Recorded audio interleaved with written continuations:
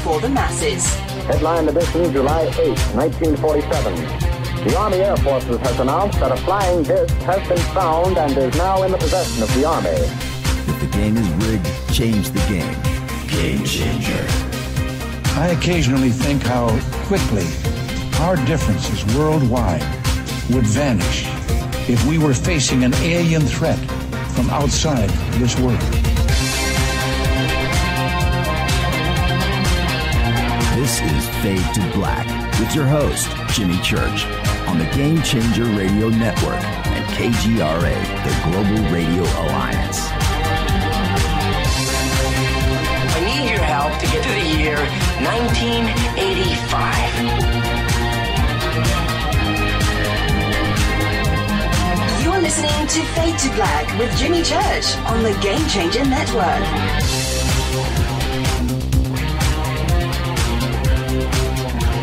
Good evening. Fade to Black. Bespoke radio for the masses. That's right. Today is Thursday, October 11th, 2018. 287 days into the new year, just 78 days left. We are live from a bunker somewhere in the middle of beautiful downtown Burbank, California. And I would like to welcome everybody listening all around the world, all across the United States. Hither and thither, to and fro, back and forth, up and down, east and west, north and south, far and near. This is Fade to Black for KJCR, the Game Changer Network, and KGRA, the Planet. I'm your host, Jimmy Church. What is cracking, everybody? How you doing? It's Thursday night's Fadernight. It is open lines all night long. I'm in the chair. It's my favorite night of the week. We all know that. Going to hang out with you all night tonight. Take your phone calls. Everything is on the table. This week was Egypt week here on Fade to Black. Monday night we had Manu Saifzadeh. Tuesday night, Christopher Dunn. Last night, Brad Clausen. 3 nights of Egypt, 3 first-time guests, 3 amazing nights of conversation. And that kind of sets the tone for tonight on the show. And again, whatever you would like to talk about. So, have you seen anything in the skies? You want to tell us about an experience? Do you have a close encounter experience? Ever shoot a video, take pictures? What does your family think about this? Your wife, your kids, your husband, right? We could talk about that. Ghost, right? Parallel worlds, time travel, any conspiracy that you can think of, and we can play a little Stump the Panel too. Is there a conspiracy I've never heard of? You can try. Let's do it. It's Thursday night, Fader night. I'm in a great mood. Had a great birthday yesterday. Thank you again to everybody with all the birthday wishes. Totally cool. I want to... let me jump in. Last night I had said on the air a couple of nights ago, or maybe I said it last night, that I had snuck online. Excuse me. I snuck online and ordered a couple of things for myself for my birthday. And I did. And I ordered 2 guitars. Yeah, not that one. Not the new one. That's from Rita and the Family and the Girls, right? No, not that one. Not the Fender Strat. But I got these. And so I posted pictures today. And now I've got a matching set here in front of me. But I got this. Check this out. Oh, you know what? Let me take it out of the stand. I got this. That's Eddie Van Halen's famous white guitar from the first album. Look at that bad boy.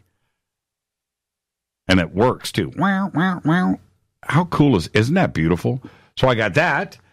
And I got the Bumblebee guitar from Van Halen 2. Look at this. Look at that. Is that just insane? It's even got the correct 2 springs with the one at an angle in the back. Look at that. It's See that? Is that insane? Look at that. So that's what I did. I ordered those yesterday. I didn't tell Rita, and I just did it for myself. I was just like, man, and Rita knows how I am about Eddie Van Halen, but it's like I feel like an old dude, buying toys, but they're not toys, man. They're really, really, they're pieces of art. But so now I've got the whole set because I have the Frankenstein here, and I've got the whole set in front of me. Okay, I got to get him back in position, looking good. Yeah. Okay, so that's what I did yesterday. So that was the big secret. Okay, that was the big secret. And they all came, and now they're all here. Okay. So anyway, thanks for the birthday wishes. It's now October 11th. The birthday is over. Rita let me know last night at midnight. She said, okay, it's now midnight. Your birthday is over. Now it's it's over. But I did have one full day of anything that I wanted, and it was pretty cool. All right. You can follow me on Twitter at JChurchRadio. Simple. Hashtag F2B is the sandbox. Come over and hang out there. We're going to burn through, 2,000, 3,000, 4,000 tweets tonight like we do every night. And if you want to join in on those conversations, you do it right there. Hashtag F2B. You can, of course, Facebook is right there. You can go to our Fade to Black Facebook page. Twitter, on stellar.com. And, of course, YouTube, you can sub to that channel as well. Okay, any questions or comments during the show, you can email me, jimmy@jimmychurchradio.com.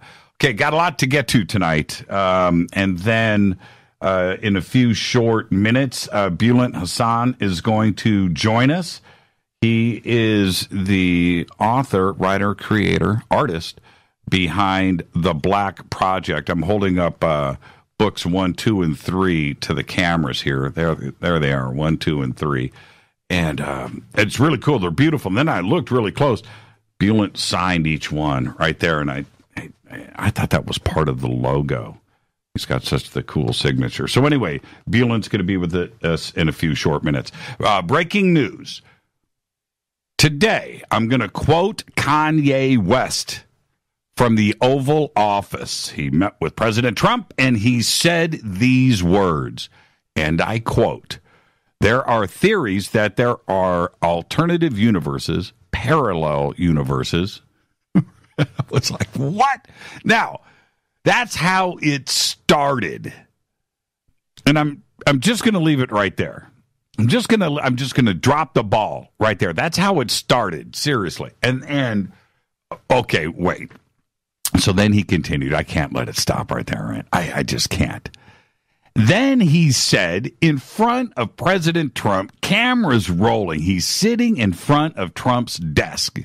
And he says that he loves Hillary. End quote. Oh, man. And I spun around. I said, no, he didn't. And he did. I just need a drink right now. I really do. I do. And then, so I'm going to. And he followed that up with this. Are you ready? This is a quote. Quote, "We need the pharmaceuticals to make more money." End quote. Yeah, he did. So even though he had insisted that he had entered a parallel universe and he was out there in the multiverse somewhere. Yes, he did. But I entered a parallel universe today when I heard that. I could not believe my ears. I just couldn't believe it. So that's it. I have no comments. I'm just going to leave it right there. Okay? I'll leave it up to Twitter. I'll leave it up to email. I'll leave it up to Facebook and on Stellar to go and plow through that. Don't forget to subscribe to our podcast. Just $2 a month. We have over 900 archive shows right there. It helps support the show. That's what it does. Just $2 a month. You get all of the apps that you need. Everything is right there, whatever the platform is, for just $2 per month. You can also become a Fadernight in our membership section over at jimmychurchradio.com. You can get commercial-free downloadable archives. You get autographed shirts and hats. You get a private email to me. You get the bunker cam. Get all that stuff. Just go to our membership section at jimmychurchradio.com. And when you're there, don't forget to check out all of our sponsors here at Fade to Black. That's how this show runs every single day. Just click on their banners at jimmychurchradio.com. Happy birthday to today, Joan Cusack. Today is 56. She makes the list always because she is the sister of John and My Blue Heaven, Grosse Point Blank. And she was pretty good in War, Inc., too, as well. Daryl Hall is 72. Luke Perry. Daryl Hall is 72. That just ain't right. He still sounds good, too. Luke Perry today is 52. And now, before you freak out on that, don't, because he was great in The Fifth Element. And sometimes when you're in a movie as great as The Fifth Element and it's your birthday, you make the birthday list. On this day in history, OTD 1986, Reagan and Gorbachev meet in Reykjavik, Iceland. That's right. History went down because that's where Reagan tells Gorby that we have Star Wars. And the world changed that day. Seriously. Fader fact. Bones found at sea. Now remember, this is a Fader fact. This has been vetted. This is a fact. Bones found at Seymour Island from 40 million years ago had 6-foot-tall penguins that weighed 250 pounds. And that is your Fader fact. Tonight, it is Fader Night. Open lines all night long. We're going straight to open lines at the bottom of the hour. John Rappaport is dealing with the hurricane and some other stuff out there on the East Coast. And so hopefully all is well out there, and he'll be with us next week. But so we're going to go straight to open lines at the bottom of the hour. The call-in numbers are 323-825-5045 or 323-275-9695 or 818-921-6929. And now I would like to welcome for the first time to Fade to Black, Bulent Hassan. And Bulent, how are you tonight? Hey, Jimmy, how you doing? I'm doing great. You know I'm great. It's Thursday night, Bulent. It's Fader night. I know. Honestly, open lines are always my favorite on you or with like Coast to Coast or anything else. I just love hearing everyone call in and giving their stories. I think it's the most genuine thing you can find. I'm totally with you on that. And it doesn't matter what the phone calls are about. Even before I got into broadcasting, my favorite shows to listen to, not only Coast to Coast, but like Jim Rome, right? I would listen to Jim Rome and listen to the callers that called in and different sports shows and the callers that would call in. Of course, Coast to Coast, but I would listen to talk radio and I would listen for the phone calls. I was so into it. And now it's just, I can't believe that I'm that guy, right? I'm the guy taking the phone calls. It's so cool. I just enjoy it so much. Well, Bulent, let's get straight to it. Okay. I've got you have been telling me about the Black Project for a while, and finally it's nearing completion. You sent me books 1, 2, and 3. Now, before I let you yap, I want to let the audience know that you created the story, but you also did the artwork and you did the lettering. And I was just blown away by the quality of what is here. This is as slick and as professional and as cool. I mean, it's just cool. It's visually just stunning to look at. And then to find out that, you did everything, but you had a co-writer that helped you with the writing. And that's Josh. Tell us about Josh. Josh is an old good friend of mine. We've worked together on other scripts from the past and such.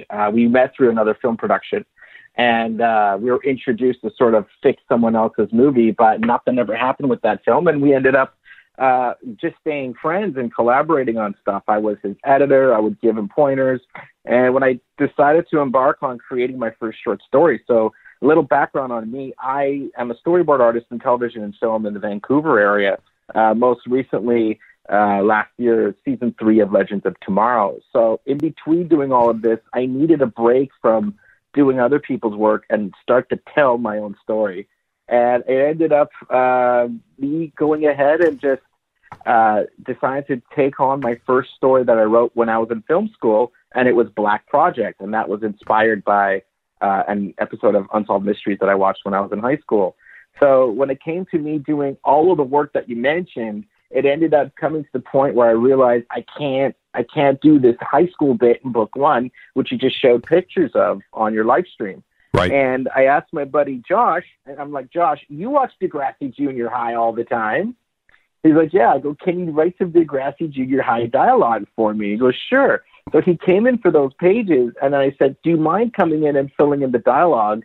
This is sort of what I want. And I always say that if I were never an artist, I would be like that would draw. I would be an artist that would make music. And I kind of equate it to going, I got this too. It's kind of and Josh would go, what about a rap line like but up, and you know, a bass line, and he would kind of come in and fill in. So we're both kind of playing music with comics. Right. I get it. Yeah, and it's totally that like jazz relationship we get. And now Josh just came in to do some fill-in dialogue. Now Josh is writing short stories, and he's starting to write the storyline for chapter 5 with me, as well as all of the dialogue for chapter 4, which is coming in at 100 pages now. And he's become more than just a collaborator. He's becoming a co-creator the further he gets into it, because we realize this relationship that we have is it's too good to let go. When you said you're in the film and television business up there in Vancouver, this is the audience needs to understand something. When you say something like that, that means you're in all of the business. Everything that is shot. Very little is shot here in Los Angeles anymore. There's a lot in Atlanta, outside, Toronto, but Vancouver probably shoots as much stuff up there, maybe outside of India, right? Everything, right? It's gone crazy here. It's gone crazy. Totally. Everything is shot up there. X-Files, I can go on and on, but that's your economy up there is Hollywood filmmaking. Absolutely, it's a sustainable business. You know, it fills the industry, it fills other industries, the catering industry, transportation industry. You know, also with law enforcement, we need law enforcement around a lot for safety issues. You know, I was on the set for Killing Gunther, the Arnold Schwarzenegger film. I storyboarded that with Taron Killam, and we had cops around us. It was just a funny side story. We were on set waiting to blow up a bunch of cars. And Bobby Moynihan came back. He goes, they've shut us down for now. And we're all like, why? He goes, because someone robbed a bank down the street and our cops are chasing that guy down now.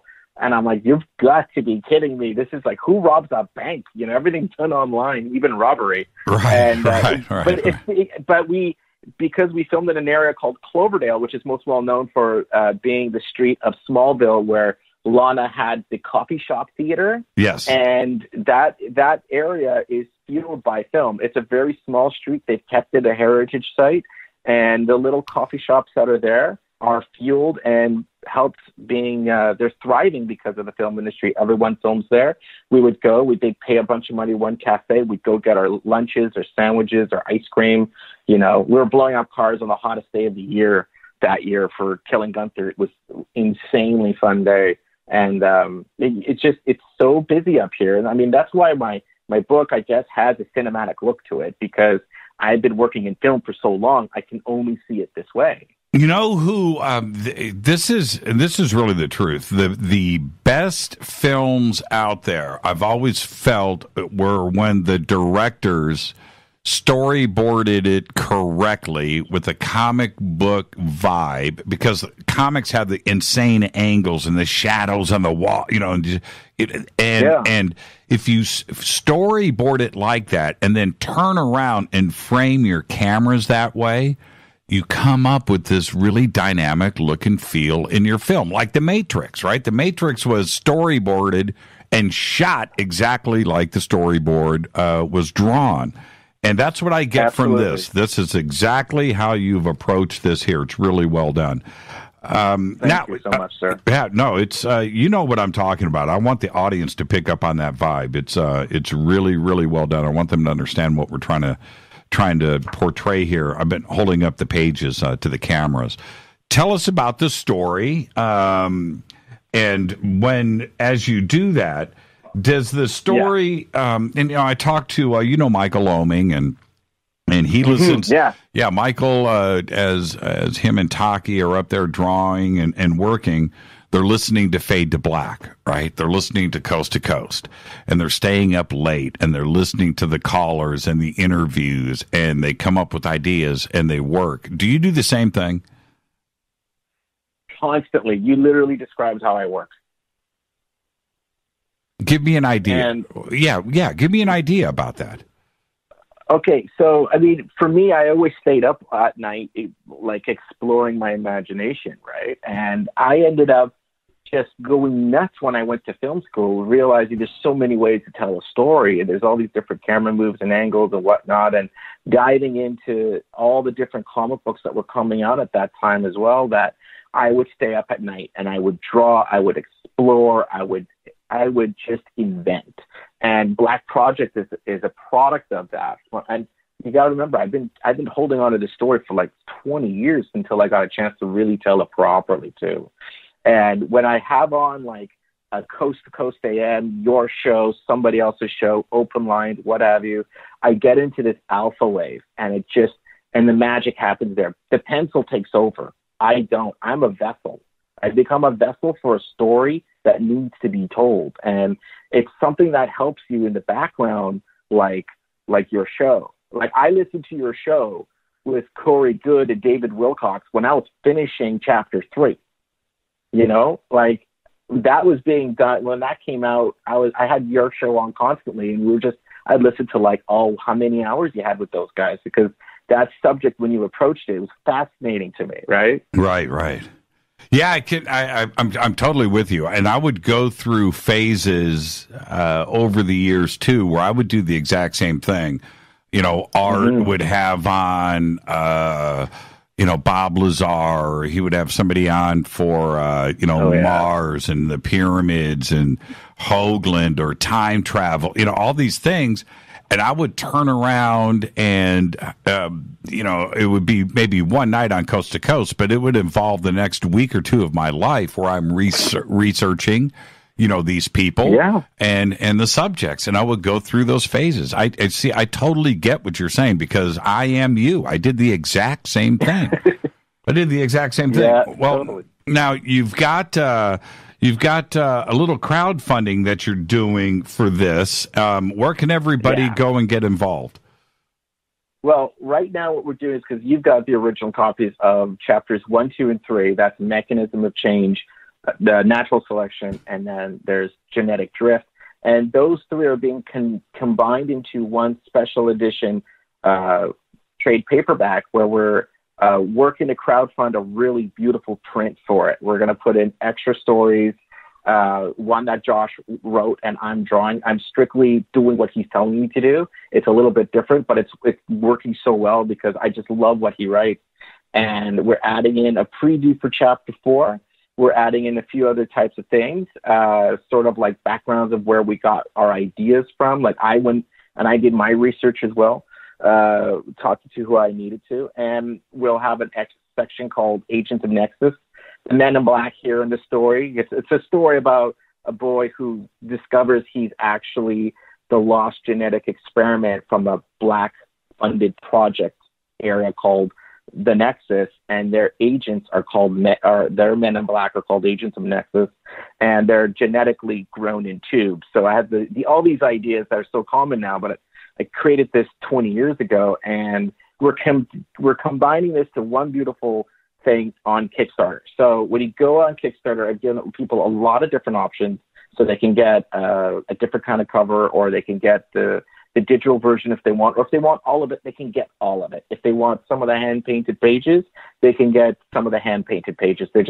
There'll be higher reward tiers. But If you want a digital option, we've got that. If you want a trade paperback of all 3, you've got that. If you want to get the trade paperback plus chapter 4 plus the original 3 that you have in your hands, you'll get that as well. I basically made it so some things in the ones you have in your hands won't be available in the trade paperback, because the deal with comics is there's something different in every edition. Right. And you want to give someone something different for an experience every time they pick up your book. I know I picked up multiple copies of comics because there's a different edition every time, right? Well, in Chapter 4, is there going to be a late-night talk show host featured? There is. Oh, I'm just kidding. I'm just kidding. No, it's totally true. There's a truck driver. I have a page. I'll email you the page. All right. We have a truck driver. He's actually driving down the road, and he sees 3 black triangles flying across the sky above him, and he calls into a late night radio show. Oh, there you go. I always bring it back because this is where it comes from, right? Yeah. Do you know how many truck drivers have called in to the show, or either one, it doesn't matter, and talked about just that right there? And I love it, man. I absolutely love it. Okay, now, Beelan, are you on Twitter? Yes, I am. And, okay, so this is what I want you to do. Tweet out so I can retweet. Tweet out the Kickstarter links. I'll get on that. Rita will get on that. And we'll get everything out during the show. I've already tweeted out your Amazon links to chapters 1, 2, and 3. So those are up there, too, as well. This is very exciting. So how well is the Kickstarter going right now? How close are you? Well, we're asking for about $6,000 US to get a proper print done and to get that many pages and for that quality of paper. I don't believe in giving a bad product to anybody. No, this is amazing. Yeah, this is amazing quality. Yeah, this is real stuff. Yeah, thank you.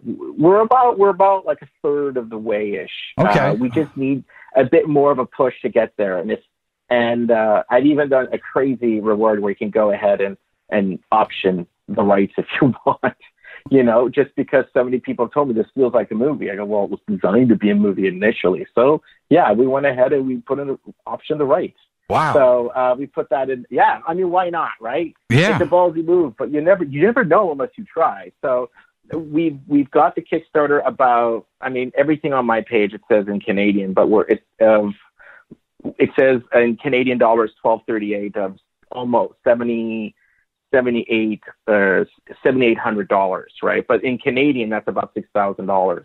So the idea is that we get the best quality print. I want this to be like when you look on your shelf to go, this is something special. Because for me, it was something special. Because when I started this, I was single, and now I'm married with a child, and I ended up drawing my daughter in the book before she was ever born. You can hold up the page in chapter 1, and you'll see a picture of the baby with the organism going into it. Oh, I saw that. Yeah. That's your daughter. It ended up being my daughter. I found it. Funny. I go, there's something really weird. I'm recognizing you right now. And she's 3 weeks old. I'll email you the photo, or I'll tweet it to you. And it's nuts. I showed this side by side, and everyone's like, that is the scariest thing I've ever seen. So things happen because, it's really weird. You build it and they'll come, and it's like thoughts become reality. And I'm believing that more and more. Like chapter 3 gets a bit more spiritual in that sense. And chapter 4 goes even further at one point. But the action is there in that book. This is all just to get this out there and get it to people's hands and get them to experience something as well. It's not just a book, it's an experience to me. Thank you so much, Beelan. I'm holding it up right here. It is Thursday night. It's Fadernight. It's open lines all night long. The project is called The Black Project, and there's chapters 1, 2, and 3 right there. Beelan Hassan. Beelan, thank you so much. Get Twitter going, and I'll take care of it right now. Thank you so much. Thank you, sir. Have a great evening. You have a great night. The project is amazing. So we'll get it up there. Everybody go and check it out. And let's get this Kickstarter going. We'll finish that, wrap it up, and who knows, maybe we'll option this thing and turn this thing into a movie. Beelan Hassan, The Black Project. This is Fade to Black's Fadernight. Thank you, Beelan. You have a good night. I'll be right back after this short break to take your phone call. Stay with us.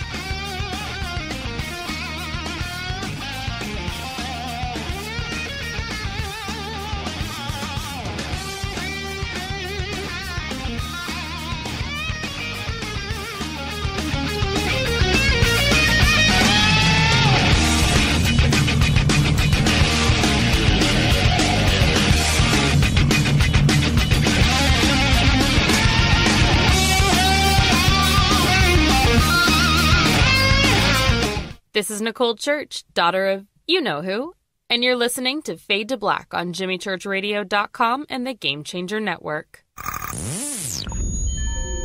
You're listening to Jimmy Church, Fade to Black. Fade to Black will now pause for alien identification. The station that talks the net. KGRA Radio. When you take the beans from Central America with dashes of Indonesian and African mixed in and then roast it to the dark side of Fade to Black, you create the ultimate brew of fringe. Introducing the Fade to Black blend from River Moon Coffee. Yes, River Moon's darkest customized roast was created for the love of Fade to Black. The alchemy of masterful roasting and smoking the beans is in every sip of this full-bodied, dark Java. I need my coffee dark, deep, with distinct bittersweet chocolate highlights, just like the bunker. Leaning further into the darkness of the roast is Fade to Black blend from River Moon Coffee. Just click on the banner at JimmyChurchRadio.com and use the promo code F2BBLEND for 15% off of your order today. Go Beckley Teppy. This is Jimmy Church of Fade to Black, and you can get our podcast for just $2 per month. All you have to do is click on the podcast banner over at JimmyChurchRadio.com. Times are changing. The circus of politics, healthcare's low standards and high prices, and let's not forget food quality. What to do? Arm yourself with Life Change Tea at GetTheTea.com.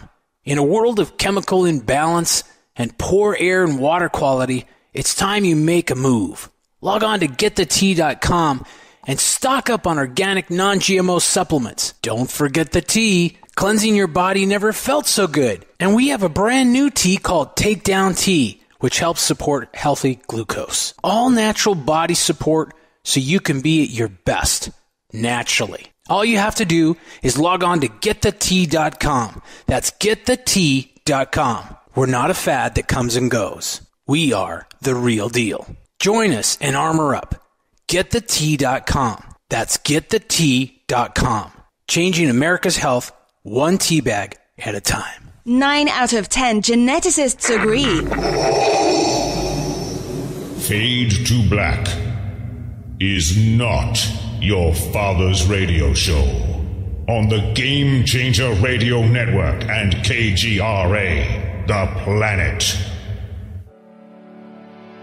Do you want to lose weight but have no idea where to begin? The Fast Start Diet, a 3-day weight loss plan, is the answer.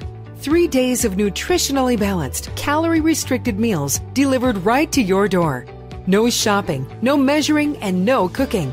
Everything is prepared for you and ready to eat at home or on the go. The Fast Start Diet has all the amazing benefits of intermittent fasting without starving. We've helped thousands of people who have struggled to reach their weight loss goals.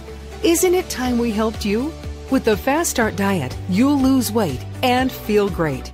Find Fast Start Diet on Amazon or go to FastStartDiet.com and use promo code TALK to get 10% off your first box. And as a special bonus, Fast Start will include their #1 rated Lipo-3 appetite suppressant spray free with your order.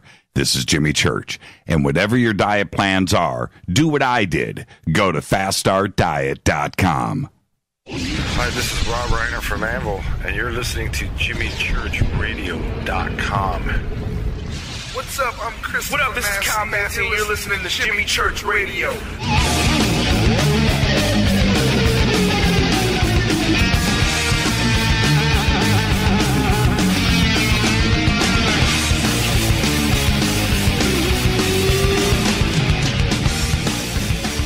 All right, welcome back. Fade to Black.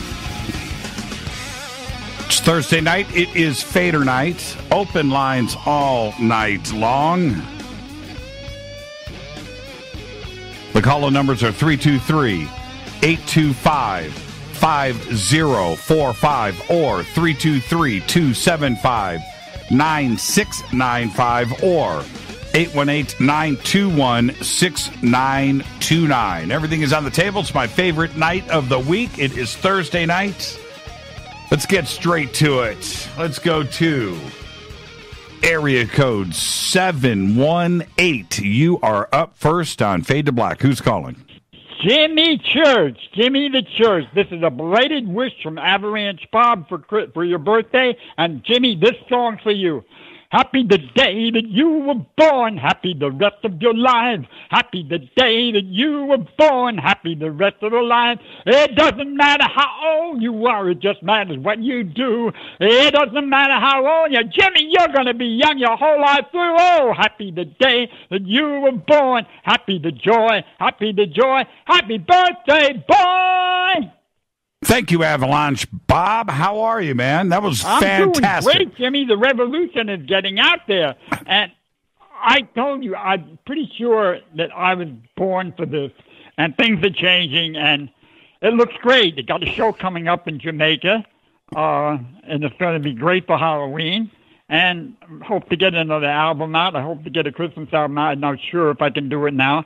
But things are going great, Jimmy, and just trying to make the world better with my music, you know? You're the best, Avalanche. You're the best. Where can everybody go and listen to your stuff? Really quick. Jimmy. Yes, Avalanche. I said, where can everybody go and listen to your stuff? But things are going great, Jimmy. Okay, you got to turn me down in the background. All right, Avalanche, take it easy. You can't, you always have Avalanche Bob listening to himself in the background. Let's go to area code. What is up next? Is that 9957? Is that right? You're live. 937? 937. I don't have my glasses on. I don't wear glasses, so that's my fault. Hey, I need to. This is Randy from Dayton, Ohio. Hey, Randy from Dayton, Ohio. How are you? I see your guitars in the background. Also see you've only got like 36 lights, and I don't understand either one of those things. You should have more likes, and some of your music in between talking should be live, I believe. There you go. It's not going to happen, but no. Man. You know. But what do you mean? There's only 36 likes on the guitar. That's all I've got. That's my whole thing. I listen to you on the coast, and I've discovered you here on the YouTubes, and man, keep it up. It's interesting. I love it. Yeah, thank you so much, Randy. What about the Air Force Base, man? What do you think is going on out there? Do you hang out? Have you ever time traveled there? This week, they're bringing up a bunch of planes from down south from the Carolinas, so it's been pretty noisy up in this area. I'm a little bit to the north of them, but It's pretty noisy. Right on. It's the best Air Force museum maybe in the world is right there, right, Pat? Yeah, it's they got a whole bunch of neat stuff. I don't get out there too often. They also have a huge large-scale RC fly-in every year or three, and that's pretty neat because they've got these radio-controlled planes that are like 20 foot wide or 10 foot wide or something. Yeah, they're huge. I've seen that. I've watched a lot of videos of that. That's amazing to see when those RC planes get that big, World War II bombers. And I've seen, a 747, at that scale, with a bunch of jet engines on it. It's pretty cool. Yeah, they're neat. They got some big four motor prop planes, and they had I don't know, just anything you can imagine, a bunch of jets, and it's just amazing for the Those are models. These guys spend more on models than I spend in my whole entire life. Yeah, that's right. That's right. Yeah, your house is not worth what one of those models are. There's no doubt about it. Right, you got it. Randy, thank you so much, man. First-time caller. I really appreciate it. Yeah, go ahead. First-time caller. Have a great evening. I'm listening. Thank you so much, Randy. Have a great weekend. We'll see you on Coast. I'm hosting Coast Sunday night. I'll be there. I'll see you then. Thank you so much. Love first-time callers. Let's go to area code 936. You're up next on Fade to Black. Who's calling? Jimmy? Yes. Jimmy? Yes. Ramblin' Randy here, Jimmy. Hey, Ramblin' Randy. How are you? I'm doing great, Jimmy. I'm now watching you on the webcam thing. I'm hooked up now, Jimmy. Oh, since you're the last time we chatted. I'm watching you, but there's a time delay, so this is very interesting dynamic I'm going through. Yeah. See, now you're a time traveler. I am a time traveler, Jimmy. I think that we all are. We just have to run faster the opposite direction. It goes faster that way. Don't watch. Jimmy, I sent you an email. I want to come out there and sit down with you. This is something serious. I referenced it the other night. Mm-hmm. But we have been chosen. Now, that sounds crazy, but I am on your show. Right. Okay? Yes. So that qualifies me to be able to say something a little abstract. This does not need to be overlooked. You will be beyond surprised and honored to be a custodian of what to do with this thing. I'm not kidding you. What do we do to hook up? I'll fly out there any day. Okay. Well, let's not do it live on the air, but we'll do it via email. I shot you an email, but I figured the best thing to do is get some of them goggles and meet you at one of them places or come out there tomorrow afternoon, whichever one works best for you. All right, Randy. We'll get it worked out. Okay. All right. I'll shoot you another email this evening, brother. All right. I'm enjoying this. You do that, Randy. And I haven't gotten more email from a caller than I did with you from your phone call last week. So just don't forget that. All right. We'll talk soon. Okay, bro. All right. Okay, Jimmy. Let's do it quick. Thank you, buddy. Bye. Thank you, Randy. Ramblin' Randy. And no joke, my email blew up after his phone call last week. Let's go to area code 317, Naptown. You're up next on Fade to Black. Hey, is this you, Jimmy? Yeah, this is me, Jimmy. Oh, hey, what's up, man? Chris here. I just want to say I really enjoy your show, man. Awesome guitars, man. I'm a guitarist myself. Are you really? What part of Indianapolis are you? Northwest side of Indianapolis. Northwest side. Did you grow up there? Oh, yeah. What high school? But I actually went to Warren Central myself for a year before I went to Zionsville. What? You went to Warren Central for a year? Yeah, bro. What year? What year was that? I was there in 2004 and then went to Zionsville 5, 6, 7. Okay. Now, I was there 25 years before you. But oh man. But is that this is what's nuts. And you can say this for Rita too. Tell her how big that high school is. It's insane. That's all I can say is it's insane. There, most of the college, 10 minutes to walk side to side, maybe more. Yeah. There are colleges. Most of the colleges in this country are not as big as Warren Central High School. Oh gosh, no. Especially Purdue and Notre Dame. I know, right. I mean, they got it all going on there, and it was big when I went there. And it was, we had so many kids graduating. That I don't know if they do it this way now, but they still have to rent out a center. Yeah, that we had to go. We graduated at the state fairgrounds. Oh my gosh, they still do that. The Pepsi Coliseum. Yeah, the Coliseum. That's how big the high school is. It's ginormous, man. Well, hey, go ahead. Come back out to Indy, man. Well, I want to come back to Indy, and so there are a couple of ideas there. Okay, there's a couple of ideas, and I know this for sure. The next TV show that I do, I will definitely, there's no doubt, I'm going to write it in, that we're going to do an episode from Indianapolis. We have to do that, So I'm definitely going to work on that. I would like to. I would like to come there. We should have. We should have some type of conference in Indianapolis, and that would be really cool. It'd be cool if I came there and did Fade to Black, right? And it did Fade to Black from like the Vogue, downtown. Oh my gosh! Wouldn't that be cool? Actually, I know the person who owns the Vogue. I can probably set that up. Yeah. Well, how cool would that be, right? Right. Fade to Black from Broad Ripple Village. That would be cool. That would be so cool. Yeah, that would be cool. I'm telling you, man. I got to get back to Naptown.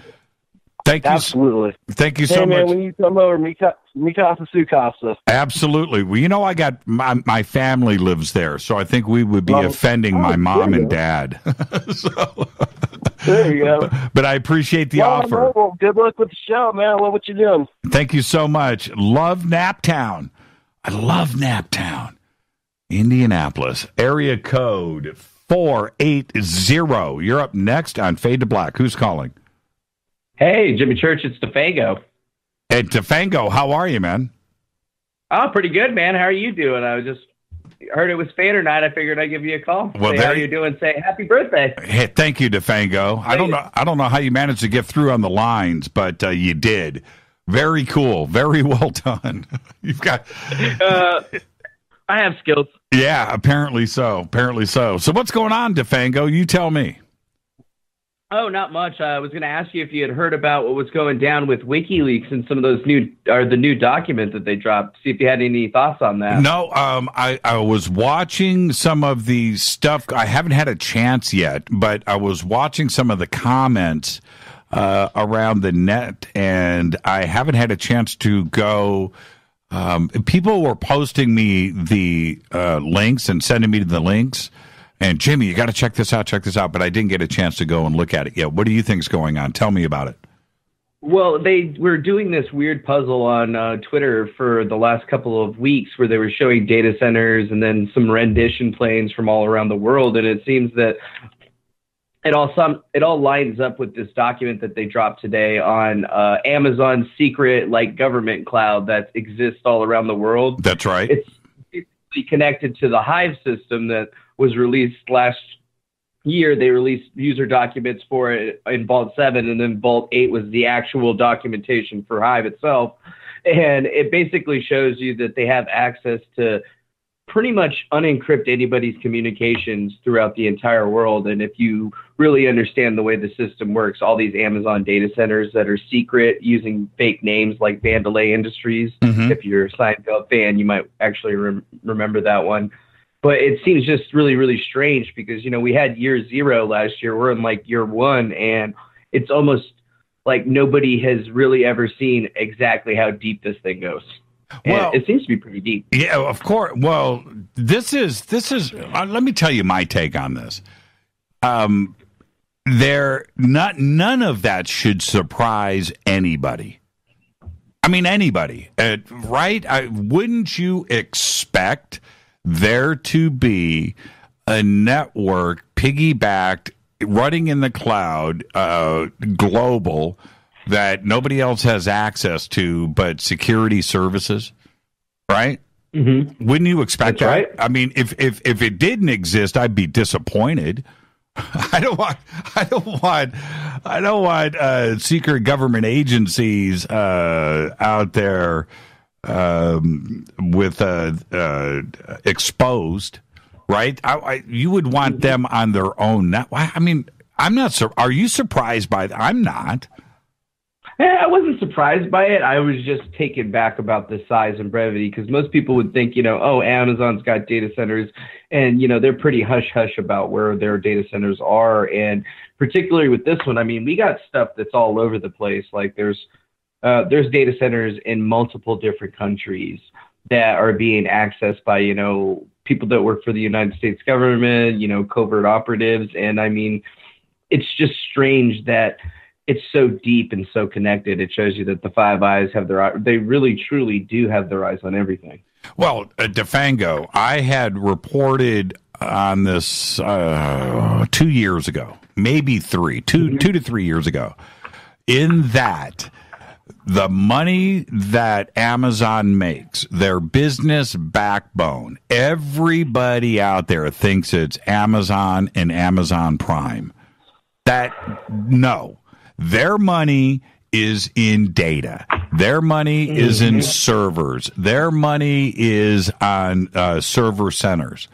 And the clients that they serve with that, and I'm talking about the banking industry, the governments, medical, pharmaceuticals, insurance, these huge amounts of volumes of data on everybody on the planet. Just think about the ginormous amount of stuff that I'm talking about here. That's Amazon's money. That's huge. The amount of money that they make on servers and server farms and the cloud and data storage pales, in comparison. It is just amazing how big it really is. And so to have a covert cloud network that's running for the security services, and it's Amazon, there's nobody else out there big enough to do it besides Amazon. Or nobody that wanted to work with them directly. Bezos has been pretty clear about his government cloud, but they've been telling everybody that it's been relegated to the United States, not that it has nodal points and dark fiber lines all over the entire country, right? Which is very strange when you look at all these Vault 7 things and you're like, wait a minute, so if they really want to see what I'm doing, all they got to do is route me through this network and they can see everything. Yeah, and that's right. That's right. Yeah, that's right. Now, if you didn't believe it before, I don't know what to tell you. I know. I'm so with you.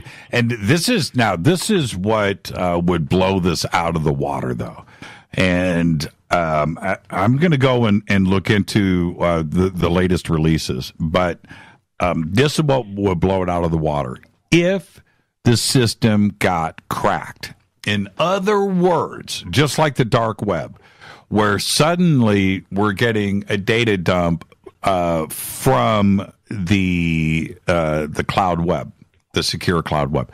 What if that happens and that gets cracked and hacked and accessible? Now we've got a situation that would be interesting. I agree. I don't see how somebody's going to hack into this secure network, but I'm sure it's a possibility. You just need to find an access point. But even then, what are you going to find? Is that where they're hiding all the UFO images and stuff now? Well, that's really what I want to know. Yeah, I know. What I have been told from multiple sources is that all of that kind of sensitive information, not only UFOs, but anything like that, is completely offline and off planet. Okay, that's it.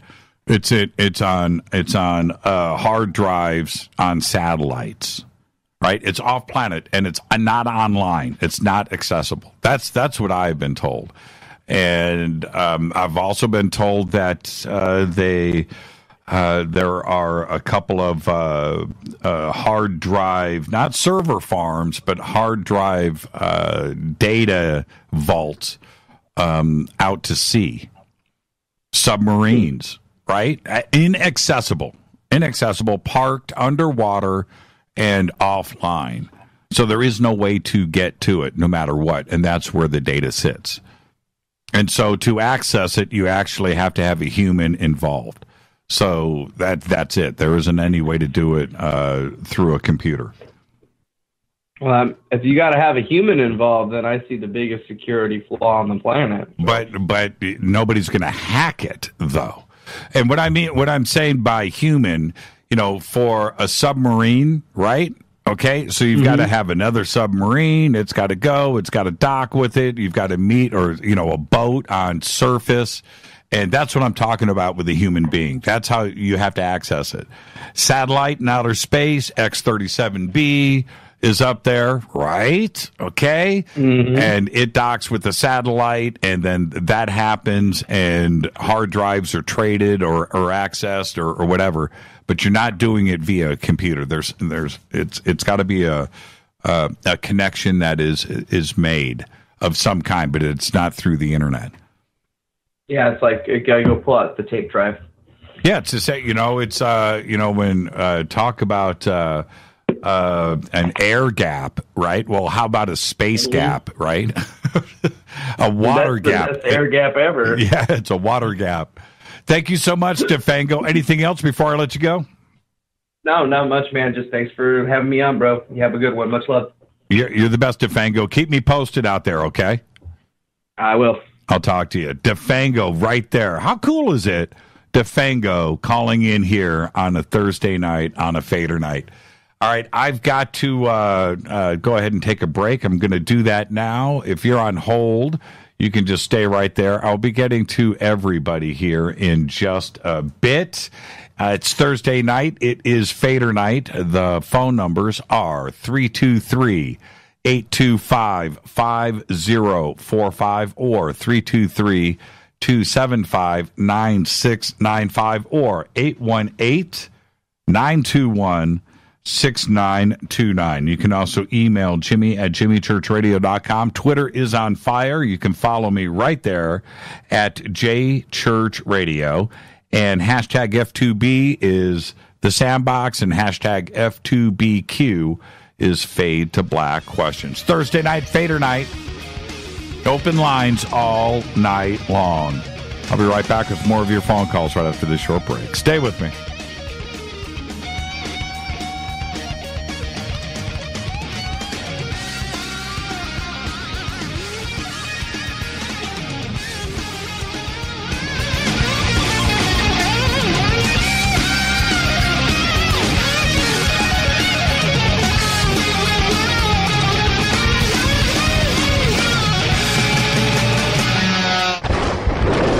This is Fade to Black with Jimmy Church on the Game Changer Radio Network and KGRA, the Global Radio Alliance. This is KGRA Digital Broadcasting Station, Salt Lake City, Utah, Van Buren, Arkansas. Folks, this is very important information. What's to be said about CBD? AncientLifeOil.com. Our CBD is made from hemp and has 0.003 THC, which means this wonderful product won't get you high, no matter what amount you take. What does CBD do for the body?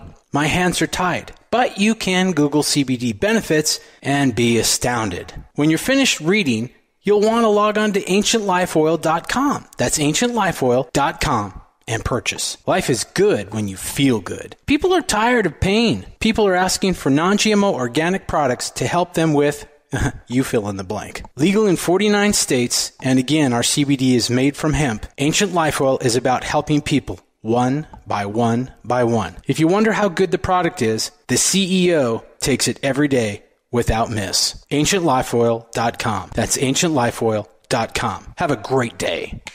Hello, I'm Katie, and you're listening to my main man, Jimmy Church, on JimmyChurchRadio.com.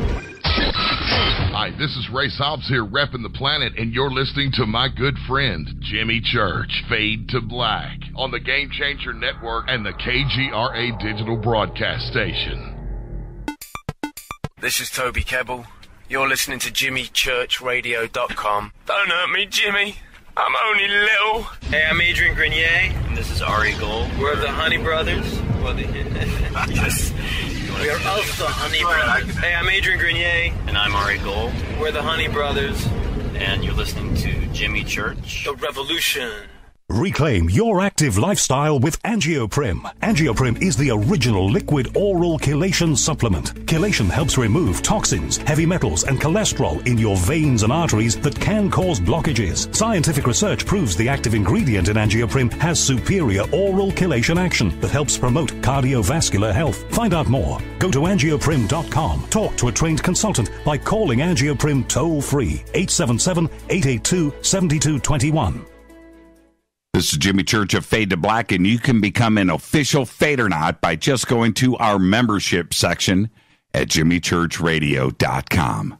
Hey, it's Grace. Can we talk about something serious for a minute? Your age. Getting old has its perks. But remember, being a few years younger You know, your hair was thicker, you didn't have so many wrinkles, that extra weight wasn't haunting you, and you just felt better. Well, we can't turn back the clocks and go back 10 or 15 years, but you can start feeling and looking 10 or 15 years younger with Nature's Youth RSF. It's a doctor-formulated daily supplement that helps your body maintain its peak performance and fight the aging process. Imagine sleeping better, looking better, and feeling better. See how Nature's Youth RSF has helped thousands of people just like you at nature'syouth.com. nature'syouth.com. Imagine how it will feel when your family and friends are asking you what you did to look so good. Your secret will be Nature's Youth RSF. It's time to start looking better and feeling better. Learn more and order your Nature's Youth RSF at nature'syouth.com. That's nature'syouth.com. That's nature'syouth.com. Hello, this is Serena Wright Taylor from Conscious Life Expo, and you're listening to Fade to Black with Jimmy Church, who holds the Lucky Pony record for the best astrological chart since 1963. True story. This is Micah Hanks of the Gralien Report, and you're listening to Jimmy Church on Fade to Black, across the globe on the Game Changer Radio Network and the one and only KGRA Radio, The Planet.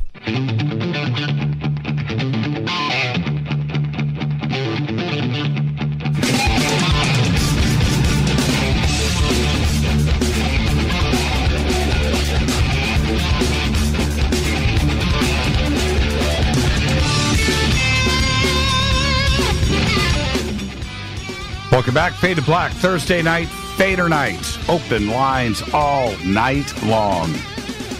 The call-in numbers are 323-825-5045 or 323-275-9695 or 818-921-6929. It's all easy. Phone lines are open. Let's go back to them. Area code 425. You are up next on Fade to Black. Who's calling? Oh, Jimmy. How are you, Inquire? It's Brett from Inquire Within. How are you, man? I'm doing lovely, and I was only calling because I just want to say happy birthday to you, and thank you for all that you do and all the kind words you passed my way. I just had to get that out to you, my friend. Okay, do it for me right now. Give me your Inquire Within gutter voice. Say happy birthday. Let me hear it. Oh, all right. Here we go. Do it.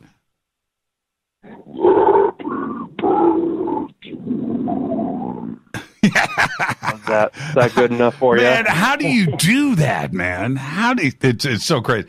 Watching you live and flying into that, it was just so cool. You're the best, man. You're the best. So what's going on in the music world with you?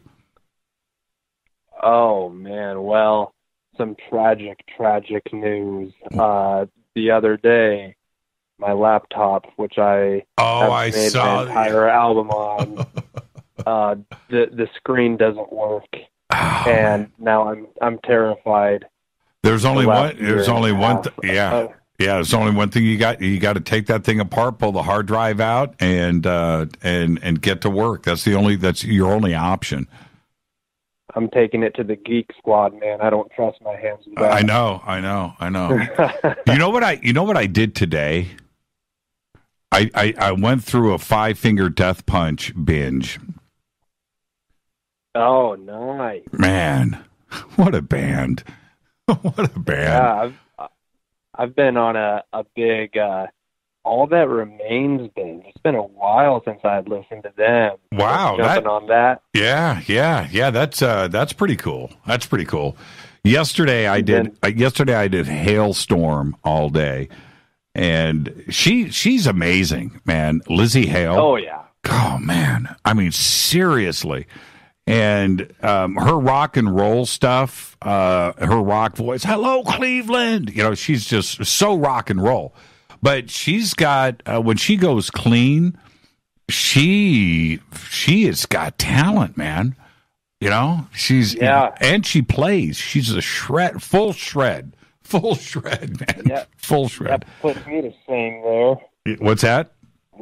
I said puts me to shame there. Well, puts me to shame too. Shredding. No, she's really good. But yeah, so today it was all about Five Finger Death Punch, and it's been a while since I went and visited those guys, and I just I just go through my things where I just get on one musical thing and I can't get off it, and I'll just do that. So that's what I did today. Five Finger Death Punch. Have you checked out the new Behemoth album? No, is it good? Oh man, it's their last one they put out, I thought was the most top-notch thing they could do, but they did it, man. This one's called, I think it's called I Loved You at Your Darkest. Right. Something like that. Right. Oh yeah, you'll have a good old time there. That'll be my day tomorrow. Thanks a lot, Brett. I really appreciate it.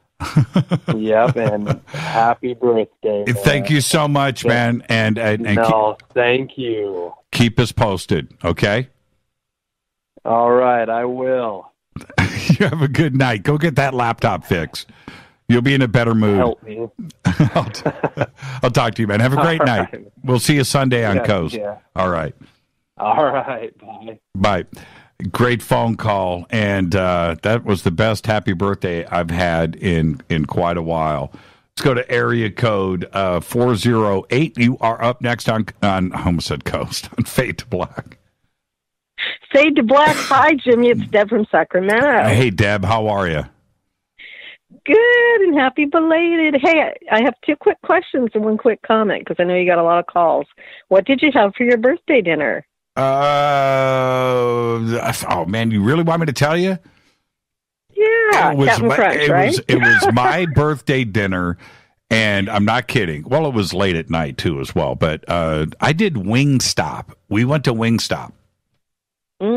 Yeah, we went to Wingstop. That sounds yummy. Yeah, that's what we did. Did the habanero mango. We did the original hot and garlic parmesan fries. Their corn on the cob and veggie sticks. That's what we did. Delish. And then you went home and you washed it down with some Life Change tea. We have to after that. I know, huh? Second quick question. The owl ring that Rita found, the big gold owl ring with the red ruby eyes, do you guys still have it? Yep. And last night after the show, Rita got it out, and I looked at it under a magnifying glass. Well, I want you to bring on the show to the bunker cam and show it to us, because what you described sounds so neat. It would just be neat to see it. Well, it depends if Rita has it with her right now. Okay. So, but if she does, I'll bring it in. I don't know if she took it with her today or not, but there you go. Cool. And then the third quick comment is regarding Kanye West. Yes. I think he's a gutsy guy. He said some really brave things. I think it's unfortunate that he probably has a very limited amount of time to express a whole lot of ideas and opinions and beliefs. And so he bursts into sort of a political soliloquy, and it comes across like rambling, and it's hard to follow because he's talking in circles, and then they bleep out the curse words. So it comes across like he's not rational. But if you break it down, and Tucker Carlson did this tonight, he broke down parts of it and talked about it, and he gave him a lot of credit. So I was appreciative of that. But I do think that he's brave to present things like alternate universes, even though he doesn't get to explain what he means. At least he's putting those thoughts out there, and I think that's good. I could only imagine, because that's how it started off. That was the first sentence out of his mouth, right? Kanye's. And Trump is sitting behind the desk watching him, and I can only imagine what was going through Trump's mind at that moment. Alternative, what parallel, what an unlimited universes, and you are where, and you're what? I can only imagine. Or Trump was thinking, there's alternative universes, there's parallel worlds, I don't know. I don't know what was going through Trump's mind, but I'm sure he was tripping. It was a weird footing to start off on. That's all that I'm saying.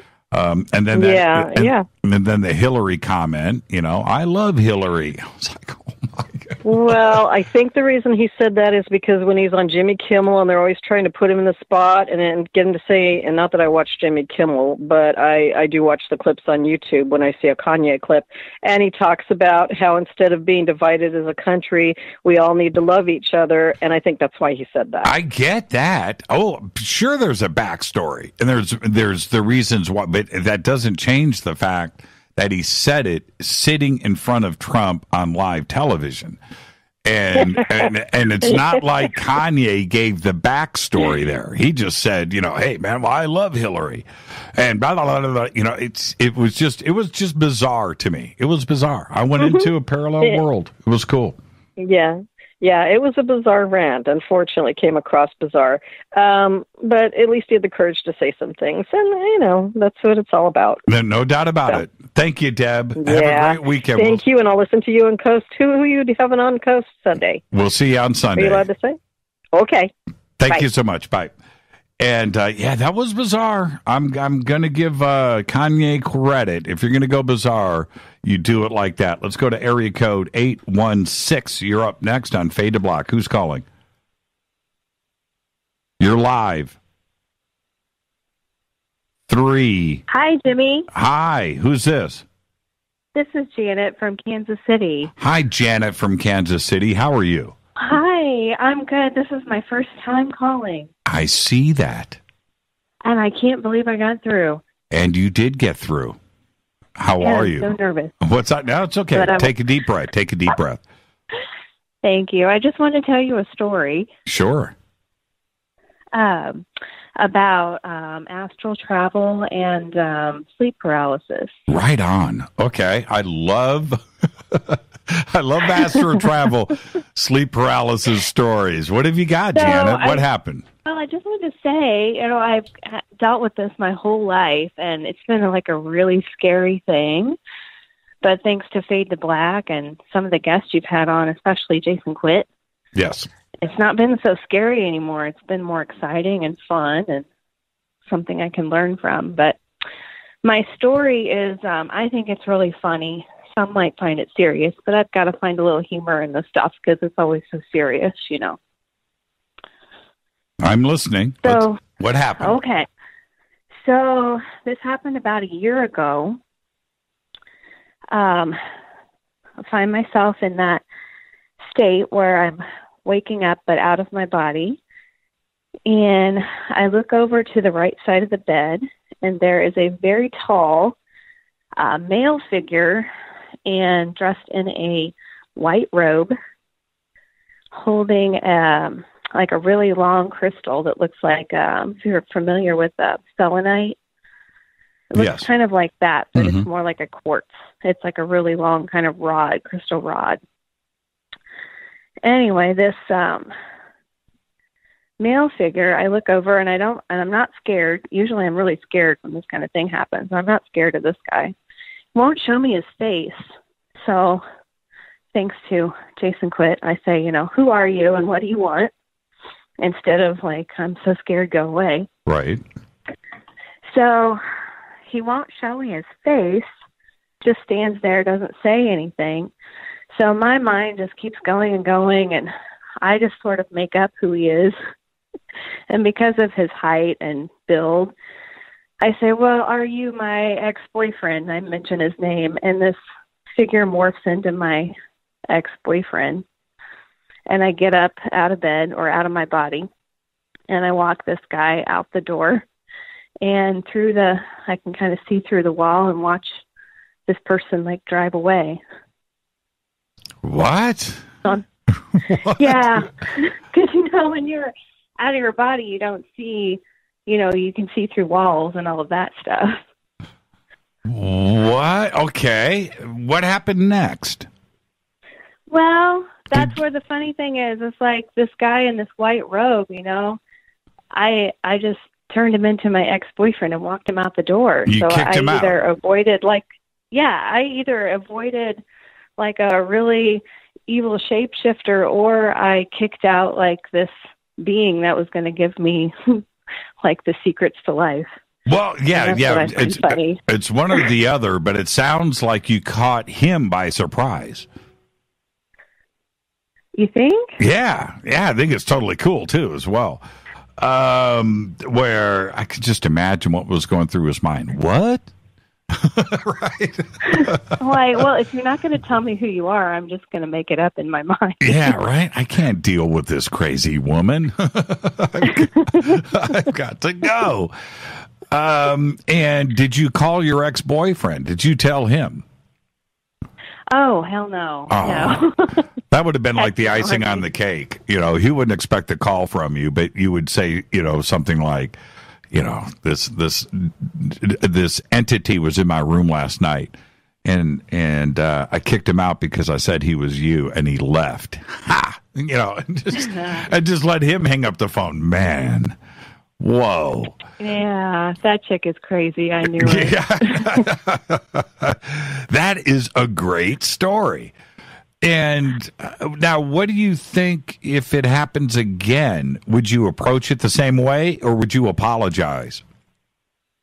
Well, I've always wondered about this particular being because this happened at a time when I was just discovering, okay, this is cool. I can actually talk to these beings when they show up. I don't have to be scared and just freeze. I can actually interact and, you know, have conversations, or they can show me things. So I really wonder if this guy was there to show me some things and I just handled it wrong, or if he comes back, I definitely want to ask him. Yeah, he could have been giving you the secrets to 0 point energy and happiness and peace on earth, right?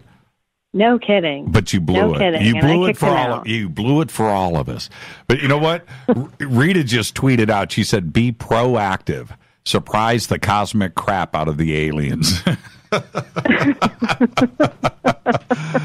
Oh, that is funny. Well, I think you did the right thing.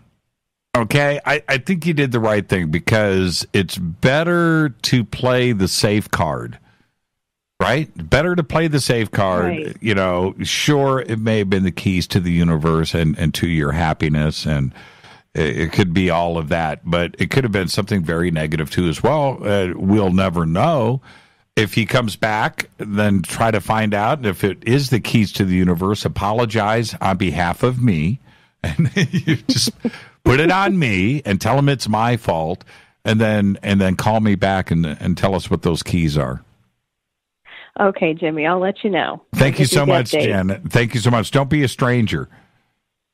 Okay, thank you. You made it easy. Yeah, thank you so much. And we love first-time callers here, Janet. I'm just going to let you know right now. First-time callers always welcome right here on Fade to Black.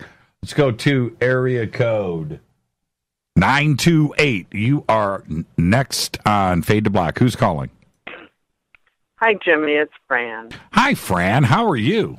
It's been a month of Sundays. I'm doing okay. Good. It's good to hear your voice. And, yeah, I was just calling to say happy birthday yesterday.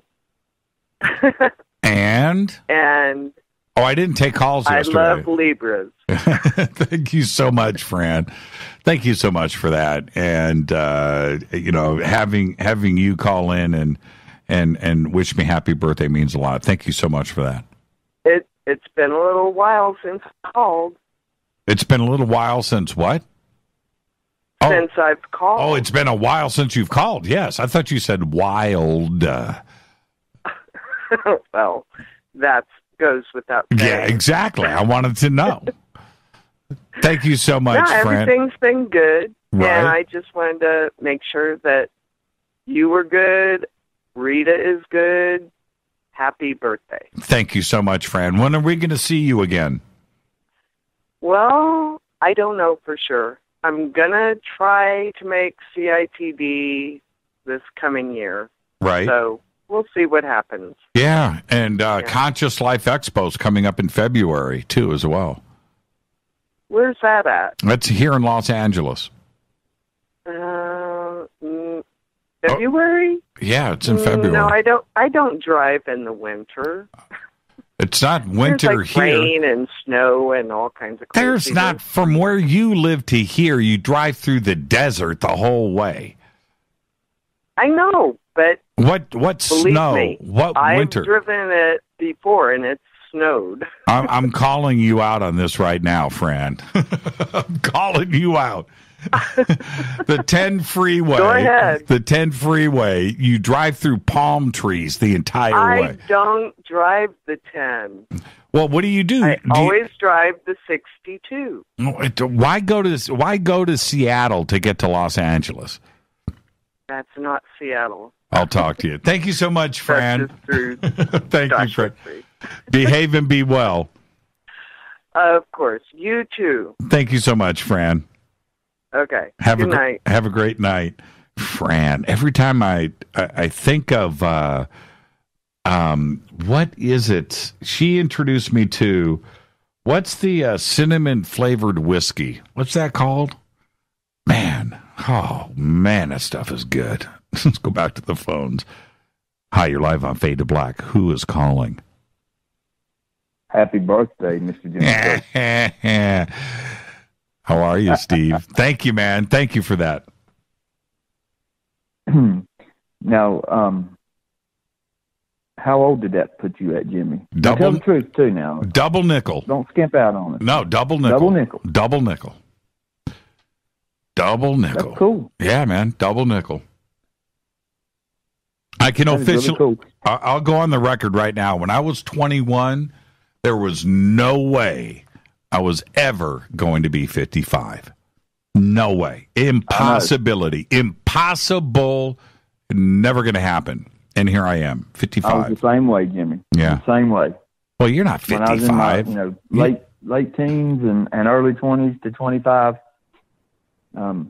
before I met my beautiful wife, Jimmy, I was completely, there's no way I'm going to make 50. No, there's no. And I'm with you on that. I think about it now. My daughter Diana called me out on this the other night when I was telling her to, she's 23, she can do what she wants, but I'm like, don't stay out late. You got this, and I'm sitting here sounding like my parents, and I'm just kicking myself for that. But I'm going back when I was 23, 22, 21, 20. Oh, my goodness gracious. All the way till I was, probably pretty solid 30, 7 days a week. 7 days a week. It was, if I went to bed before the sun came up, right? I went to bed early. I'm right there with you. I went to bed early, and so there's nothing really. If I got up before noon, I know.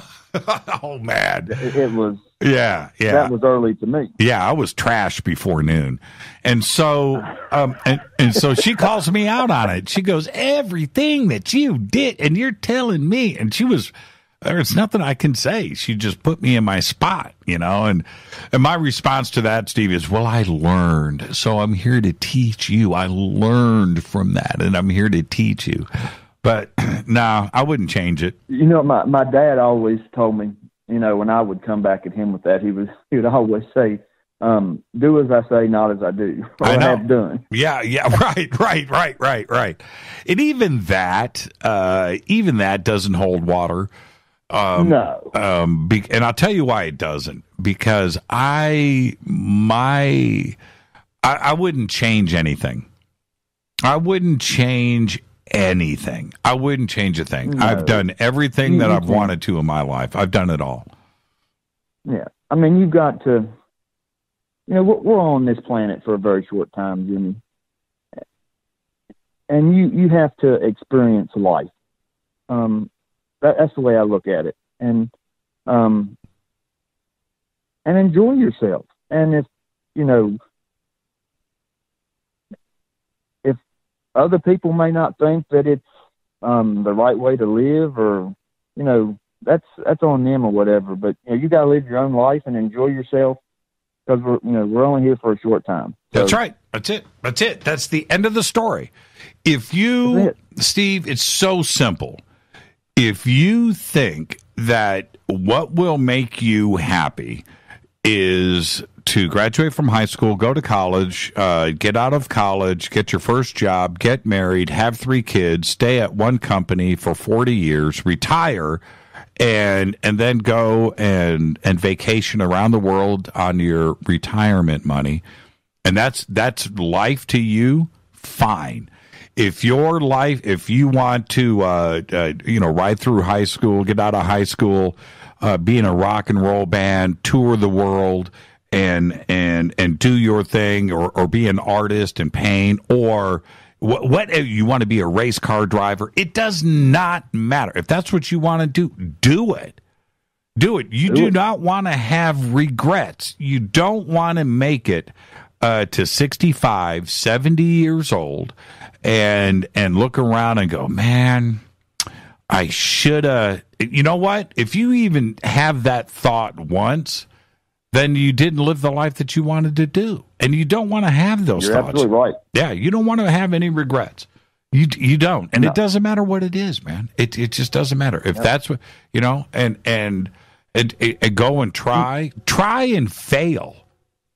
Right? Try and fail. You want to be an astronaut. You don't make it into the program, but you know what? You did. Or you want to be an astronaut and then you go to the moon. But you don't want to be 70, go, man, I should have gone to flight school. I wanted to go into the Air Force and I didn't do it. I wanted to be an astronaut and I just didn't do it. You don't want to. No, that's not what life is about. And that's it. So I look back. Here I am at this double nickel, and I look back. You know what? I wouldn't change a thing. And you know what? There were some low points. There were some high points, but it doesn't matter. I wouldn't change it. It's made me who I am today, and I've been very blessed in that anything that I wanted to try to do, whether it's play guitar or artwork or television or radio or, I've worked for the big companies and small companies, and I've been unemployed. I've been all, you know what I mean? I've tasted it all.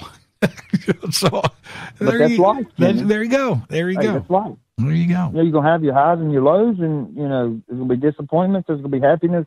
But at the end of the day, you did it your way. That's it. Frank Sinatra said it. Frank Sinatra. I did it my way. And you know what? When I listen to Frank sing that song, I know that he means every word of it. I get choked up. Man, didn't he have a great voice? Oh, man. I was watching, what were we watching the other day? Rita and I. Oh, the new Quincy Jones documentary, right? Yeah. And highly recommend it. Go and check it out. And, but there's Quincy's career. He did that long run with Frank Sinatra. He's Frank Sinatra's orchestrator, right? And listening to Frank talk about Quincy, and Quincy talk about Frank, especially back then when that whole black-white thing was not cool. That was a bad zone to go into. And their friendship and their relationship and the respect that they had for each other was unbelievably cool. But anyway, it gives you another insight into Frank, that I had not realized, man. Yeah, Frank Sinatra was the man. The man. So was Quincy. Well, he's still alive. I don't want to put it that way. Did you get to check out the Skinwalker movie yet? No, I did go. I did go and read a bunch of reviews on it, and because you had recommended it, so I spent about 2 hours researching on the net. I wanted to see what other people out there thought about the film, inside and outside of our community. And it was pretty interesting to get everybody's take on it. Now, I think I'm about ready to go and watch it. But so I did do that. I spent a lot of time on it. And I'm reserving. Are you going to make it to Baltimore to the Alien? I thought, was it Alien Con or something? Yeah, no, I won't be. Baltimore? Nope. Wasn't invited to Alien Con. I wasn't invited.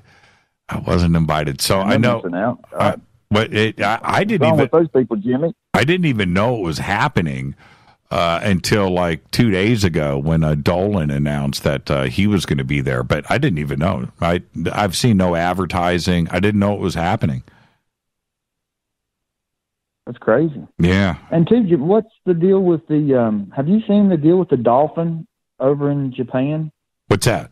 You know, that's still in the enclosure. They shut that. They had like a SeaWorld or something like that over in.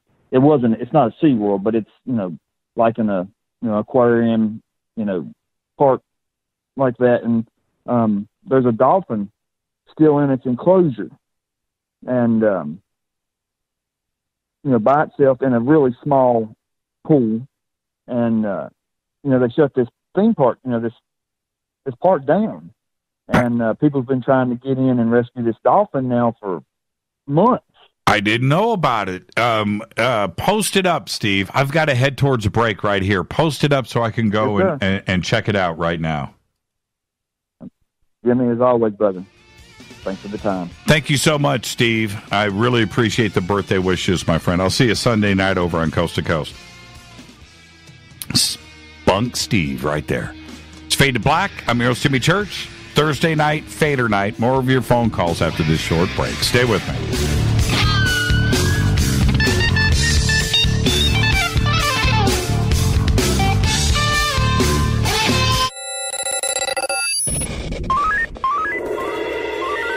Way out here, we listen to Jimmy Church. You're listening to Fade to Black. Always on the edge of the hottest alternative talk. Jimmy Church with Fade to Black. KGRARadio.com. ¿Qué tal, mis amigos? Yo soy Mario Carson, el tiburón, y los invito para que escuchen a mi buen amigo Jimmy Church Radio. ¡Claro que sí!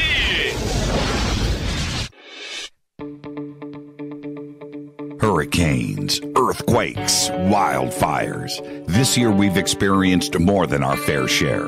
This is Jimmy Church of Fade to Black. And last month I decided to make sure my family does not have to worry about food should we get caught in a real emergency situation. Introducing Numana, a healthy, storable product that tastes so good that you'll want to eat it every day instead of just during those times of duress. All Numana products have a 25-year shelf life, are MSG and GMO-free, no preservatives, and are made in America. With the Numana pack in your home, you'll be able to sleep at night knowing that you've protected your family. Not only have I tasted and tested, I own it. Now you can too. Just click on the Numana banner on JimmyChurchRadio.com and use the promo code Jimmy when you order. In addition to a discount, we'll send you an autographed Fade to Black t-shirt. Seriously. Go Beckley Teppy. Do you want to be an official Fadernaut? Of course you do. This is Jimmy Church of Fade to Black. Just go to our membership section at JimmyChurchRadio.com.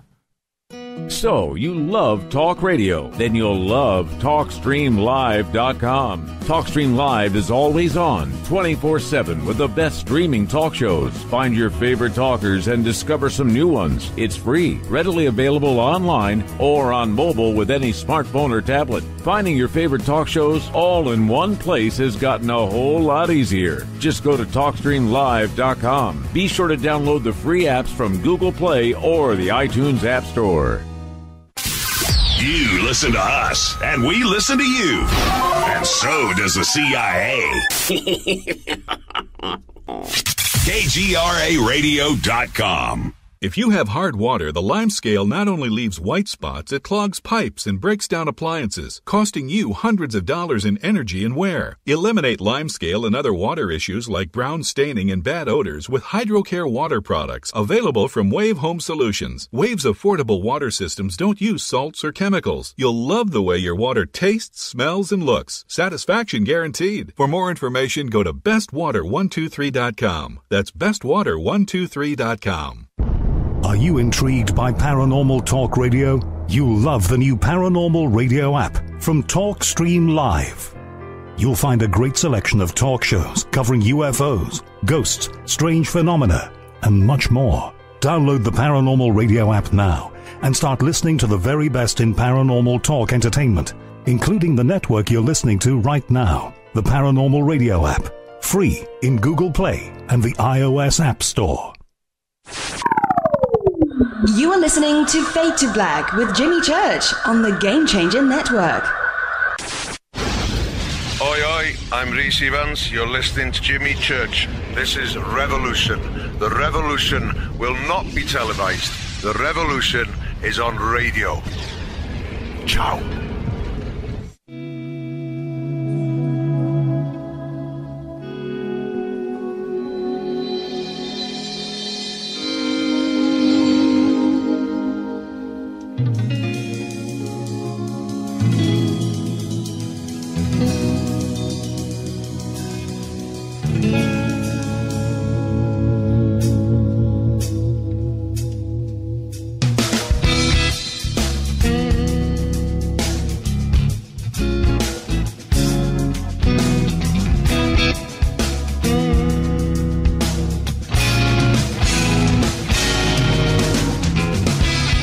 Welcome back, Fade to Black. I am your host, Jimmy Church. Thursday night, Fadernight. Open lines all night long. The call-in numbers are 323-825-5045 or 323-275-9695 or 818-921-6929. And my opening comments, before I get back to the phones, my opening comments in the breaking news today about Kanye West in the Oval Office on live television, opening his statements with the theories of multiple universes, parallel universes, and I think the surprise on everybody's face there on where he was going with that, and said that, you know, Hoover, and he was Hoover in a parallel world, or if he was, he would have to do this, and over there it was different, and here it was pretty bizarre to me. Now, the question that I have for all of you, and I definitely want to talk about this, do you think that Kanye believes in what he was saying? Does Kanye believe in parallel worlds, in a multiverse, in parallel universes, which was another thing that he said, which was a strange comment? Does he believe that? It's a pretty interesting thing to have on live television right out of the Oval Office. So I do want to get reactions from everybody. Let's go to area code 561. You are up next on Fade to Black. Who's calling? Hi, Jimmy. This is Mate from Florida. Hey, Mate. How are you, my friend? I'm good. Happy birthday. Thank you. Thank you for the gifts. Very cool. Oh, you're welcome. Yeah, very, very, very, very, very cool. Thank you for that. I'm sorry I sent you something you already seen. No. I had no idea. That movie is amazing, and you're talking about Salute 7. That is an amazing, amazing documentary, and thank you for that. No, absolutely, thank you so much. That movie, that documentary, freaked Rita out. She was like, "How can this be?" I was raised in the Soviet Union in Moscow, and we didn't know about this, and we had to go, and because of that, we had to go and do the research on it. And we spent a lot of time looking into the whole story, which it turns out it did happen. It was true. And for you, and for you to turn around and send us the movie as a gift, that meant a lot to us. Thank you so much, man. You're welcome. So, what's on your mind? What do you think about what happened today in Russia with the failed launch of the Soyuz? Oh, I forgot to mention that. That was, man. Okay, I didn't mention this in the breaking news. I meant to get to this earlier. I'm glad you brought it up. For those out there that may not know what happened, there was a launch yesterday in Kazakhstan, Soyuz, with an American astronaut and a Russian astronaut going up to the ISS. 2 minutes after the launch, the booster stage failed to ignite. So that's it. 2 minutes into the launch, they are up. They've left the atmosphere. They're up in space. But the booster rocket to guide them into orbit to dock with the ISS failed to launch. So they were stuck. So they had to bail. And they had to do what is called a bullet reentry, which is literally as it sounds. You turn around and you shoot straight back and drop through the atmosphere like a bullet. And you got one chance, you got one crack at it, and that's it. And they survived. Yeah. Pretty incredible. Did you see the pictures of it? Did you see the pictures of the re-entry? Yeah. Man, it was just flaming and smoking. Incredible story. And speaking of Salyut 7, right? Or Apollo 13, well, we had our own real-life situation played out yesterday, and I don't know what's going through an astronaut's mind when something like that catastrophic goes down, and you get the call from Earth, okay, right? This is what we're going to do. What? Wow, yeah, incredible. What did you think? I was really bummed out, and then actually I just read an article that Russia opened a criminal investigation into that. That really made me thinking, like, what's going on? Like, is something happened, like a sabotage, or did you read that article? Did you hear about that? No, I did not. No, I did not hear about that. So what do they think happened? They find something strange they don't want to talk about. They just said that they opened a criminal investigation, and they are looking at someone or somebody. Maybe somebody did something deliberately. I'm not sure, but that's really weird. I was really wondering, like, what's going on here? That's really fishy. Yeah, I did not. I didn't hear about any of this. I'm looking now. Astronauts making an escape, but Russia. Okay, this is. Yeah, somebody sent me a link on the investigation. I want to know what's going on with that. Yeah, I read it on European news. Okay, all right. ABC Somebody, or Mirror, somebody will post it up here on Twitter, and I'll be able to check it out. Mate, thank you so much for the birthday gifts, my friend. Welcome. One quick question before I go. Have you seen the other Russian movie, the space movie, the Time of the First or something? Have you seen that movie? No, I have not. What's it called? Okay.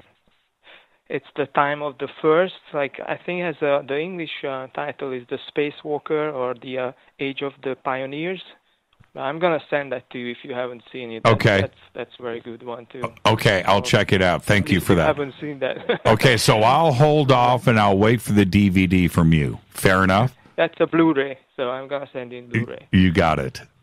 Okay. I do have Blu-ray capabilities. Thank you so much, Mate. Good. You're welcome. Talk to you soon. Thank you. Happy birthday again. Yeah, thank you, Bye-bye. Mate. Give my best to the family. And there you go, Mate Meyer right there out of Florida. Let's stay on the phones. Let's go to area code 805. You're up next. Hello. Oh, my gosh, I'm so excited to talk to you. How are you? I'm good. Who is this?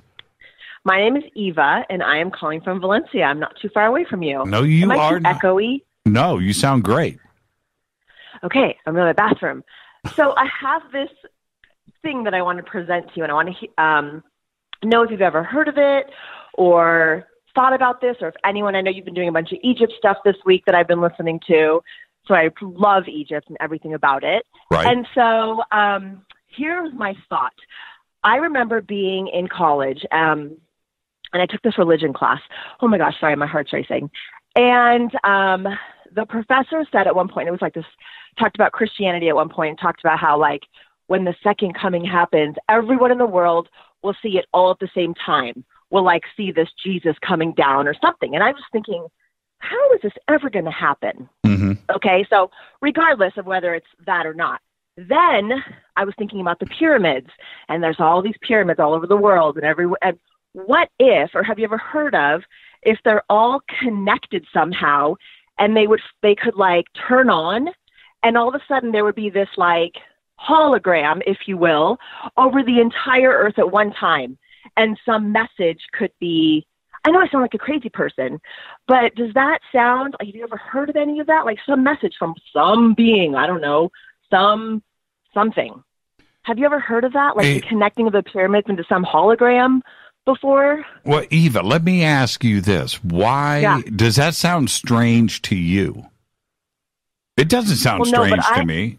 I mean, I believe a lot of weird stuff, right? So Sure. I'm just thinking, like, is this grounded in science also? Like, is there some kind of, I don't know. Well, the answer is yes. Like, okay, the answer is yes. Okay, so that's the short answer. The second half of that is when you look at certain, and you can do this after you're done talking to me, just go and jump on the net. I'll tell you, go and look up a couple of black projects. One of them is Bluebeam. Okay, look at Bluebeam. And then that will take you off into a nice little rabbit hole, and you can go and click and researching and go through that. But the ideas behind that technology, which it fans out and gets really wide. But the idea behind the technology is to be able to project something in the sky, holographic, that is real, and use it as a tool. Now, there are some stories out there, and I think that it's based on reality, by the way, that this technology was used, for instance, in the Iraq War, where we projected stuff in the sky, Islamic related, Muhammad, right? And freaking out the troops, right? Okay, so that's one application of it. Now, if you take that same idea, there's been a lot of theories and pretty good evidence presented in this way, that if they did a fake alien invasion, you can have an Independence Day type event over Los Angeles, over Valencia, right? Where you have this giant craft in the sky, huge, and it's real because it's a real hologram. It's a real it's a real holographic 3D projected thing. So it looks solid, it looks real.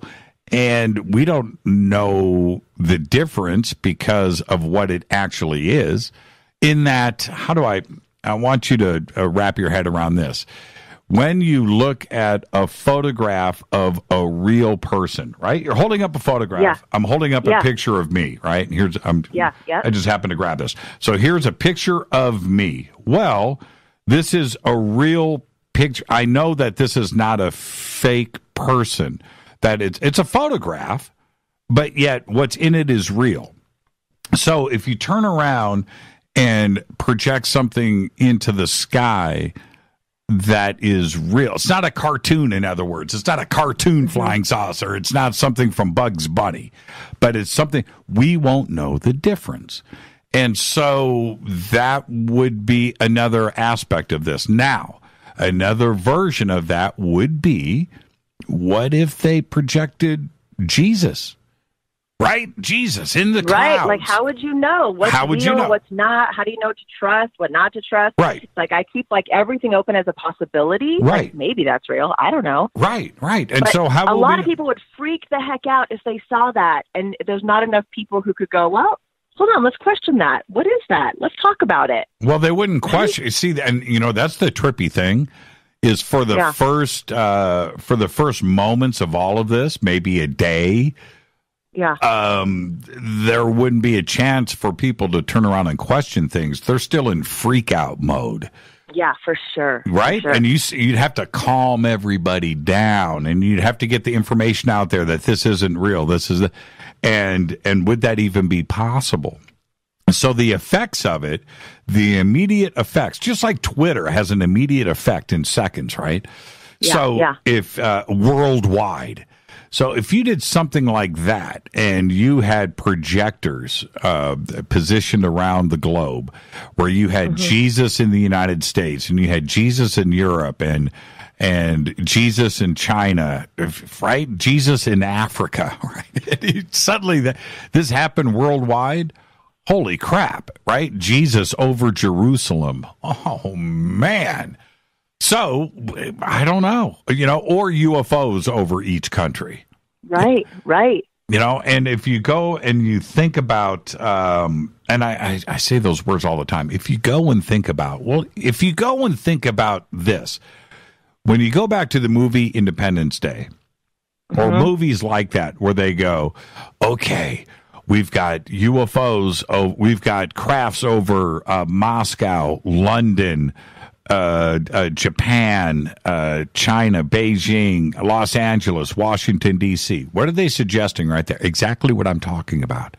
Where it's all happening at the same time around the world, and you're doing these projections where you're going to get the same reaction, the same emotional response from the Earth at the same time. Oh, right? my gosh, yeah. Yeah. So, no, is it out of the question? It is not out of the question. Would they do something like that? That's crazy to think about that, like how energy is so impactful. And if you were to be able to trigger that for good or quote unquote evil, you know what I mean? Sure. Like, with the impact that could have on the world in a second. I mean, it could be like the most harmonious, loving thing ever. Right. Or the scariest, most horrifying. Like, right. Or not. Right. And I always go back. I'll never forget when Reagan, because I remember when it happened. But I've gone back, and I use it for the intro of the show, where Reagan says at the United Nations, right? Just imagine if some alien forces outside of this world, right? And, well, the words are so powerful when he says that, because everybody that hears that steps back and goes, well, we would definitely forget all of our issues. All of the economic issues. If you just lost every dime in your 401k and the stock market just crashed, right? And the world economy is in a downward spiral and everybody's freaking out and UFOs show up, the last thing you're going to think about is your retirement fund. It's true. It's true. Everything shifts at that point. Everything shifts, and certainly I'm just using one aspect of that, but I'm talking about the skirmishes that are going down in Africa, or the issues in the Gaza Strip, or what's going down in the South China Sea right now, or North Korea and Kim Fatty Fat. All of these things that, Kanye West today at the Oval Office, all of these things that are going on this planet right now, and there's some really big issues that are happening. UFOs show up, those issues are meaningless. Right. They have no value. They have no value. Yeah, I was just listening to a podcast today, and it was all about talking about the Nazis and the UFOs and how they created UFOs, and those are the ones in Antarctica and blah, blah, blah. So then it goes back to what you and several of guests have said, is how do you know if it's good or bad? Is it real? Is it not? Or whatever. Eva. I guess it just comes down to discernment. Like, what, are they promoting love and peace or harm? Right. Let me ask you, why are you in your bathroom? Oh my gosh, I have so many children, and it's just easier to focus if I'm in the bathroom talking. Oh, you don't want to. It's not that you don't want to freak them out. You don't want to wake them up. Oh gosh, no, they know I'm crazy. They know you're crazy. Okay, so let me ask you this then, Eva. No, I'm not crazy. I actually said one day you're all going to come to me and be like, "Mom, you were right. So what do we need to know?" I'm going to go, okay. Go listen to this. Go watch this. Go, you got to figure it for yourself. But tomorrow, they just haven't done the same legwork. tomorrow, play them this show. That's what you should do. Okay. What are their names? Give me their names, their first names. Are you ready? Yeah. Emmy, Coleman, Braden, Evan, Avery, Dawson. Oh, you didn't. When you said a lot, you didn't say a boatload. Well, I mean, that's a lot. That's a lot. That's a boatload. Yeah, that's okay. So anyway, have you ever seen anything strange in the sky? No, I have not. And I'm telling you what, I have looked, and I have had sat outside and said hello. But then I always go back to, if something really were to appear, even though I feel like I'm a very mindful, grounded person, and I come from this place of love and empathy, I think I would kind of freak out. I've heard you say this too. The first time you really see something that you can't explain, it's that paradigm shift. So while I absolutely 100% believe it, I have yet to see something that I'm aware of. Who knows about dreams and whatever. But in this reality, in this kind of place, no. But I haven't been to East City or wearing the cool glasses. Right. All the cool stuff. I have to have that experience. Yeah, and you don't at Joshua Tree or up at East City.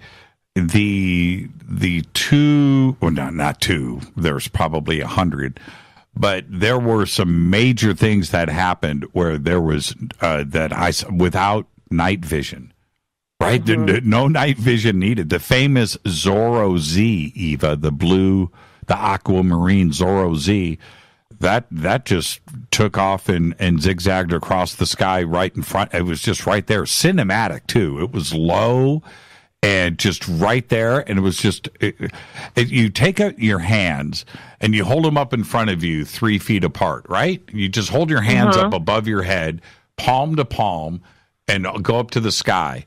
That's how big the Zorro Z was in the sky. Wow, that's pretty big. Huge, miles. Yeah. And there was no night vision needed.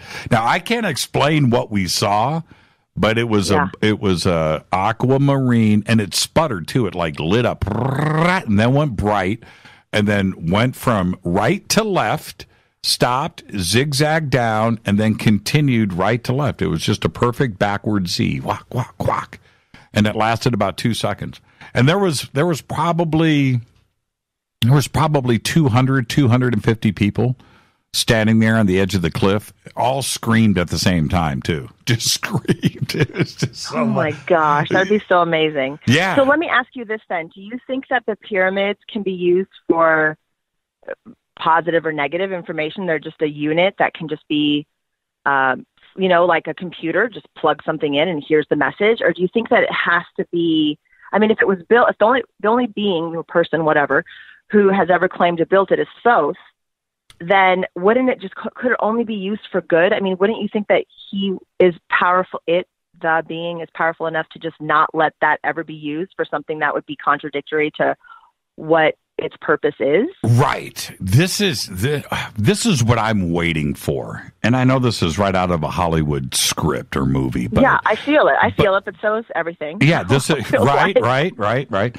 This is what I'm waiting for. One day, the stars and the moon, the planet, the sun, Jupiter, right? Something's going to happen, and that thing is going to come alive. Right? Yeah. And we've been trying to figure it out. It's like a Rubik's Cube, right? We've been trying to figure this thing out. We don't have a clue. And then one day, that thing is going to just fire up, and then we will find out. That's so. And would it be for good? I'm hoping it's for good. Either way, it'd be really cool. I know. Like, hey, there's the answers. There it is. Built by slaves and stone, and wheeled carts and the nonsense that we were taught in schools that I've always just thought how does that make sense to anyone in here? Does everyone agreeing with this right now? Yeah, you know what though? Yeah. See, that's the whole audience right now is like, go Eva. So you're absolutely right, and the mystery behind it is part of the fun of it.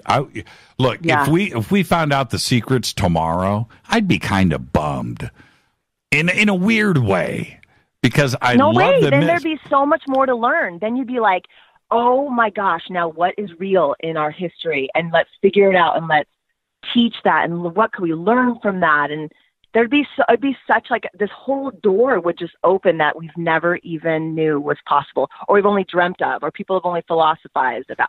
You know how you say you don't know anything? Right. Well, now you'd actually know something. Right. I know. But the bummer part is everybody in this community, all those researchers out there that know it all, that are fighting amongst each other over the pyramid about what it does, then they can't fight anymore. And I don't get to enjoy that. Well, wouldn't it be better if they all just collaborated together? I'm so tired. I'm so tired of asking for that. I'm so tired. I know, right? One day, be positive. It's going to happen. I know. It's going to light up. That thing's going to light up, and we're going to figure it out. Like Sukalo said on the show last year, it was one of the best quotes ever. He said, when it happens, we're going to find out that we were all wrong. And that's it. That's it. Eva, thank you. First-time caller. Don't be a stranger. Thank you so much for your time. I appreciate it. Have a great night. Love your show. Yeah, love you back. And don't forget to play this for your kids tomorrow. Do me that favor. I will. I'll talk to you. Thank you, Eva. Oh, you're on the radio? Thanks. Have a great night. You too. Thank you so much. All right, bye. This is Fade to Black. I am your host, Jimmy Church. More of your phone calls are next. And I don't know what happened over here, so let me fix this. And come on. There it is. Got it in time. Fade to Black, Thursday night, Fadernight. Open lines all night long. 323-825-5045, 323-275-9695, or 818-921-6929. More of your phone calls are next. Stay with me.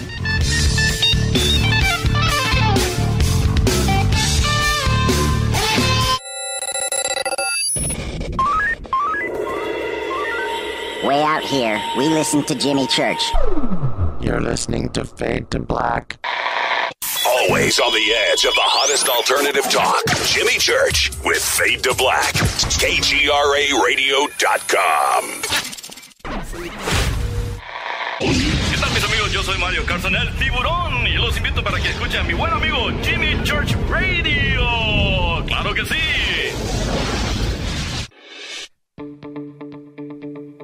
Hurricanes, earthquakes, wildfires. This year we've experienced more than our fair share. This is Jimmy Church of Fade to Black. And last month I decided to make sure my family does not have to worry about food should we get caught in a real emergency situation. Introducing Numana, a healthy, storable product that tastes so good that you'll want to eat it every day instead of just during those times of duress. All Numana products have a 25-year shelf life, are MSG and GMO-free, no preservatives, and are made in America. With the Numana pack in your home, you'll be able to sleep at night knowing that you've protected your family. Not only have I tasted and tested, I own it. Now you can too. Just click on the Numana banner on JimmyChurchRadio.com and use the promo code Jimmy when you order. In addition to a discount, we'll send you an autographed Fade to Black t-shirt. Seriously. Go Beckley Tappy. Do you want to be an official Fadernight? Of course you do. This is Jimmy Church of Fade to Black. Just go to our membership section at JimmyChurchRadio.com. So, you love talk radio? Then you'll love TalkStreamLive.com. TalkStream Live is always on, 24/7 with the best streaming talk shows. Find your favorite talkers and discover some new ones. It's free, readily available online or on mobile with any smartphone or tablet. Finding your favorite talk shows all in one place has gotten a whole lot easier. Just go to TalkStreamLive.com. Be sure to download the free apps from Google Play or the iTunes App Store. You listen to us, and we listen to you. And so does the CIA. KGRARadio.com. If you have hard water, the lime scale not only leaves white spots, it clogs pipes and breaks down appliances, costing you hundreds of dollars in energy and wear. Eliminate lime scale and other water issues like brown staining and bad odors with HydroCare water products, available from Wave Home Solutions. Wave's affordable water systems don't use salts or chemicals. You'll love the way your water tastes, smells, and looks. Satisfaction guaranteed. For more information, go to bestwater123.com. That's bestwater123.com. Are you intrigued by paranormal talk radio? You'll love the new paranormal radio app from TalkStream Live. You'll find a great selection of talk shows covering UFOs, ghosts, strange phenomena, and much more. Download the paranormal radio app now and start listening to the very best in paranormal talk entertainment, including the network you're listening to right now, the paranormal radio app, free in Google Play and the iOS App Store. You are listening to Fade to Black with Jimmy Church on the Game Changer Network. Oi, oi, I'm Reese Evans. You're listening to Jimmy Church. This is Revolution. The revolution will not be televised. The revolution is on radio. Ciao.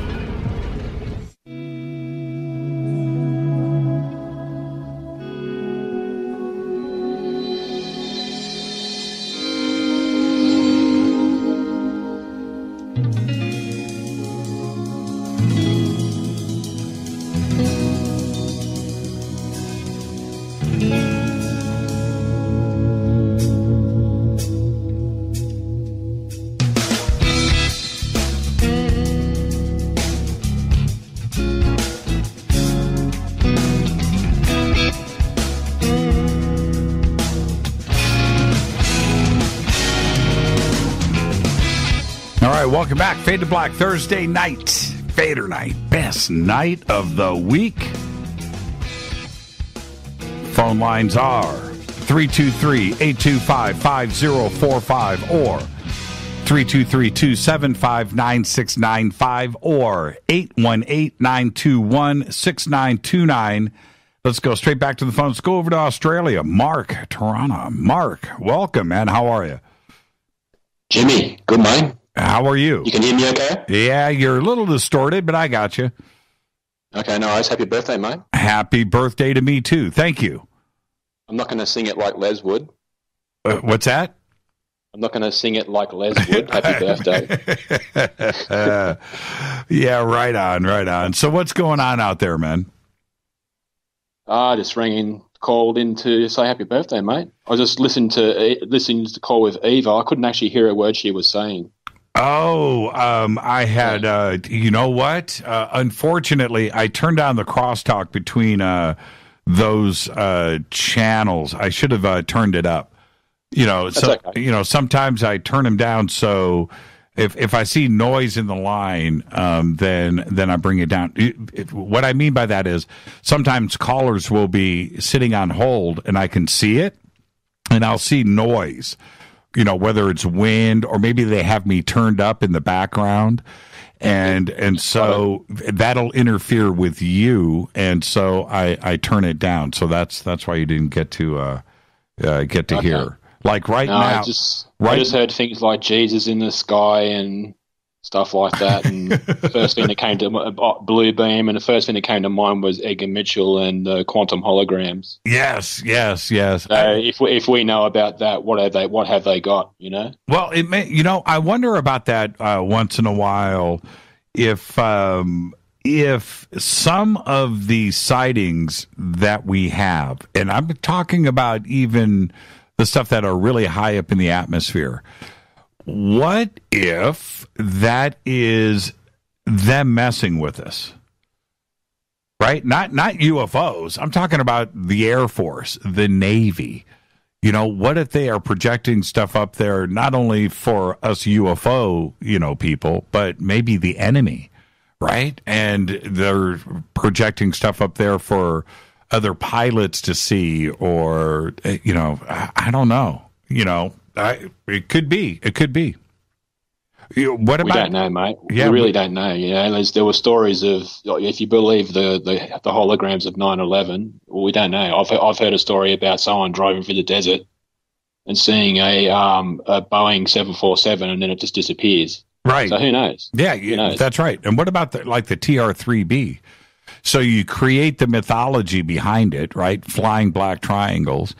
And you're the Air Force, so you're projecting, or the Navy, and you're projecting TR-3Bs around the world for people to see. And now Russia and China thinks that we have an anti-gravitic black triangle craft in our arsenal, and it's being seen everywhere, right? And maybe they're projecting it for them to see too as well. That's just a thought. Maybe. But yeah. I reckon we do have them, and obviously ET has something like that. Sure. Yeah. Absolutely. Too many sightings of it. I saw my own, and I took my picture, and I don't know what it was. Was it us, or I don't know. All I can tell you is I have a picture of a black triangle flying at probably 60,000 feet, way up there, and traveling fast. At that altitude, just blazing, and then it stopped. I just happened to get a picture of it, and it's pretty amazing. It's a pretty amazing photograph on film too, not digital. Right, back in the day. Mate, you know how many times I've heard that story? Yeah, I know. And see, one night from you actually, yeah. One night, this is 3 or 4 years ago. And I remember it specifically. We were having a New Year's Eve dinner over at the house. We had maybe 12, 14 guests over. And somebody brought up the photograph. And I said, yeah, okay, I'll go get it. So I went and grabbed it, and I grabbed a magnifying glass. And I brought it down to the dinner table, and I watched, and you can imagine who was at this dinner party, right? It's all UFO conspiracy people, right, of note. And this picture gets passed around to everybody, and they're all looking at it, and they're all saying the same thing. Holy crap. Whoa. And it's what it. Yeah, I'd like to see that photo one day. Yeah, you will. You'll see it one day. Yep. I know you don't want to post it, but I understand the reason behind it. Yeah, and the reason it's a very simple one. I'm not being selfish. I'm not worried about it or anything. I know that once I publish it, it's going to get republished, and people out there are going to say that they took the picture. Right? Yeah, exactly. And you know what? It's not that kind of party. It happens all the time. It does. Yeah. It happens. I've been a victim of that, where people have sent me pictures, and then I find out that they've been published by somebody else earlier, and somebody's sending them to me as their own. And so I know that that's what goes on. It's really that simple. Yeah, we've all fallen for it at one stage, Jimmy. We think it's from one source and it's from totally someone else. Exactly. Do you get the race coverage for Bathurst over there at all in the States? No, we didn't. I got my coverage from you. Oh, okay. I did. I followed your post. I did. Righto, fair enough. No worries. And Holden won the race, obviously, and pretty much led all the way. 1, 2, 3, right? Didn't they finish 1, 2, 3? 1 and 2. Ford came third. Okay. That's actually the last year that the Ford are actually running that particular model. Next year is going to be a Mustang. Oh, so there's going to be a whole new kettle of fish for them to develop. Well, you know what, Holden? If I was Holden, you know what I would do? I would import those cars into the United States. I think they tried, didn't they? Yeah, well, they did. They through tried Pontiac. as a Pontiac, and then they tried as Holden, from what you said. Right. And the Pontiac, which was the G6, I think they called it over here. And I still see them running around once in a while. And it was a good-looking car. Not only that, though, it sounded good. Right? That V8. Yeah, 6 liter. Yeah, man. Yep. And it's a good-looking car. And every time I see one, I'm like, you know what? I'm going to buy one of those. That is just a good-looking car. It's a V8. It's rear-wheel drive. It's a muscle car. And, Pontiac at that time, Pontiac was on its last leg. They went out of business like 2 years later, right? That was it. So it was a bad time to import the car here, but it was just a good looking car. And I still see them out there once in a while. They still look good. Timeless. Okay. Well, there's plenty of Mustangs over here, so. Well, I think Holden should do it. So Holden are going to develop that Commodore for the next 3 years, and then they're talking about twin turbo V6. Yeah, but who knows what model it's going to be in? Yeah, it's bumming. All right, Jimmy. Thank you so much, much, taking my call, mate. Thank you so much, my friend, and be safe over there. All right, mate. Have a good day. I'll talk to you, Mark. Mark from Australia. Let's go to area code 601. You're up next on Fade to Black. Who's calling? You're live. You're live. I hate to do this. Are you there? 3, 2, 1. Bam. Hi, you're live on Fade to Black. You're up next. Hi. Hi, who's this? This is Bev. Hi, Bev. How are you? Oh, my goodness. Oh, I'm getting there, getting better. Right on, Bev. Good to hear your voice. Oh, it's good to be here. How are you? I'm doing pretty good. I'm getting on the mend. I was in the hospital a few months ago. Yeah, we know. So, but everything, you're doing better? Yeah, I'm getting there. It's just taking a while. It's just taking a while? How's Bob? Well, he's ornery as ever, but I wouldn't have him any other way. That's it. Don't change. You get to You get to that point in life, you are who you is. That's right. That's right. And if people don't like who I is, then on them. That's exactly right, Bev. I'm not going to change for anybody. Right on. So what's on your mind tonight? Oh, I just wanted to say happy birthday, and I I seen your post on Facebook. I love the bunker. Yeah, it was one of those things. I walked in and I just looked and went, man, I work here. Look how cool this place is. You know, I just looked right. I was like, you know what? Everybody's got to see what I'm looking at right now. So I just snapped that picture and I literally posted it as I sat down. And, you know, it just put me in the right mood. You know, it just put me in the right mood. Yeah. I love it. Yeah, it's my little hang, you know, it's my little happy place. There you go. If you got it, you know, you spend so much time there, you may as well enjoy it, right? Yeah, that's part of it. And you want, I mean, all the little, this place is full of knickknacks, right? It's just like knickknack heaven. And look, you can't see, I'm live on camera right now. So if you just go and I just like reach back here, you know, so what's back here? Oh, look, it's Mars Attacks. Oh. See, I'm holding that up to the camera. That was a funny show. And so, you know, and it's just like these little things around here that, you know, and they're everywhere, right? They're everywhere. I could go anywhere in here. You're only looking at one corner, right? This is just one corner. Well, there's 4 corners. There's 4 walls full of paintings and guitars and cool knickknacks and things, whether it's Egypt or UFOs or conspiracy stuff, and it's just like everywhere, you know. I'm looking under my monitors here, and I'm looking at behind it. There's a front engine 1955 Ferrari. And it's red. It's a model. It's there. Then over here is a bicyclist that Deanna got me a couple of months ago, and it's sitting over there. And just, you know, I got a Harley Davidson sitting over there. And I mean, you know, it's just like it's just little pieces of me. I don't know how to explain it. You see the 2 sarcophaguses right there. There's Thoth and King Tut. Are over there, and of course my big and this thing here, by the way, I don't know if you're looking at but this alien, this 3-foot tall alien, this thing right here, this is I can't get the bunker cam. Oh, okay. Well, it's solid metal. For some reason on what the site I'm on, I can't get to it, but on Google I can, but I go through Bob on Google. Oh. So we'd be coming up as him. Oh, well, you could probably watch it on YouTube as well. But nonetheless, that 3-foot tall alien, this is solid metal. This thing weighs like 100 pounds. It's solid. Oh, man. The thing is solid metal. It's crazy. It weighs like 100 pounds. I can't even pick it up. It's that heavy. But that's what this bunker is. You know, it's just me.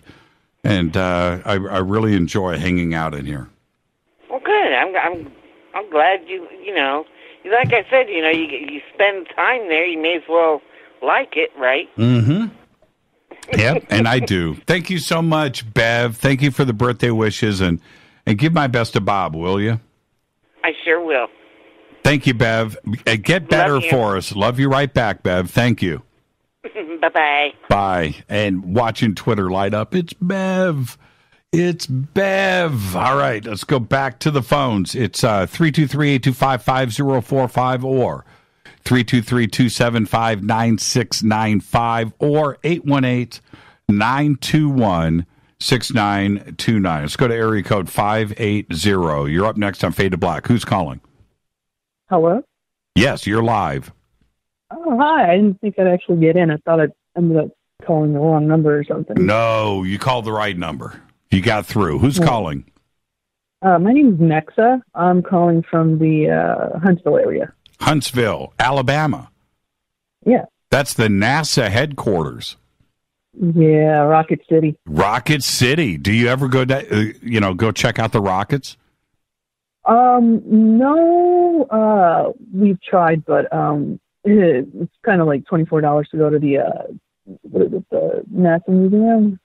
But they're right there, and isn't that probably at one point? Did everybody in Huntsville work there at one point? I don't know, but my roommate says that if you throw a rock, you can hit a rocket scientist.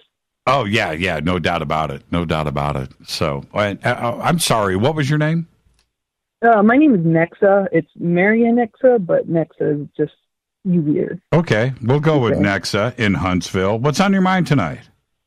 Oh, well, I know that you mentioned the Skinwalker, I think it was. Right. The hunt for Skinwalker. Yeah, so my roommate and I, we watched it because she knows I'm into that stuff because it's, entertaining and I just like listening to it. Right. And it wasn't all that great, to be honest. I was falling asleep through most of it.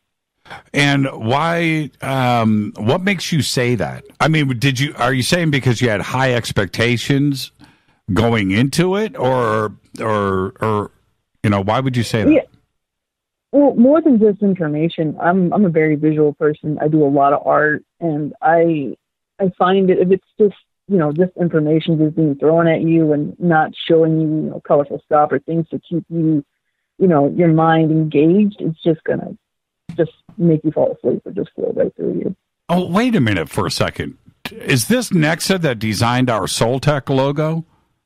Yeah. How are you? You could have said that. I don't like to, say anything about that.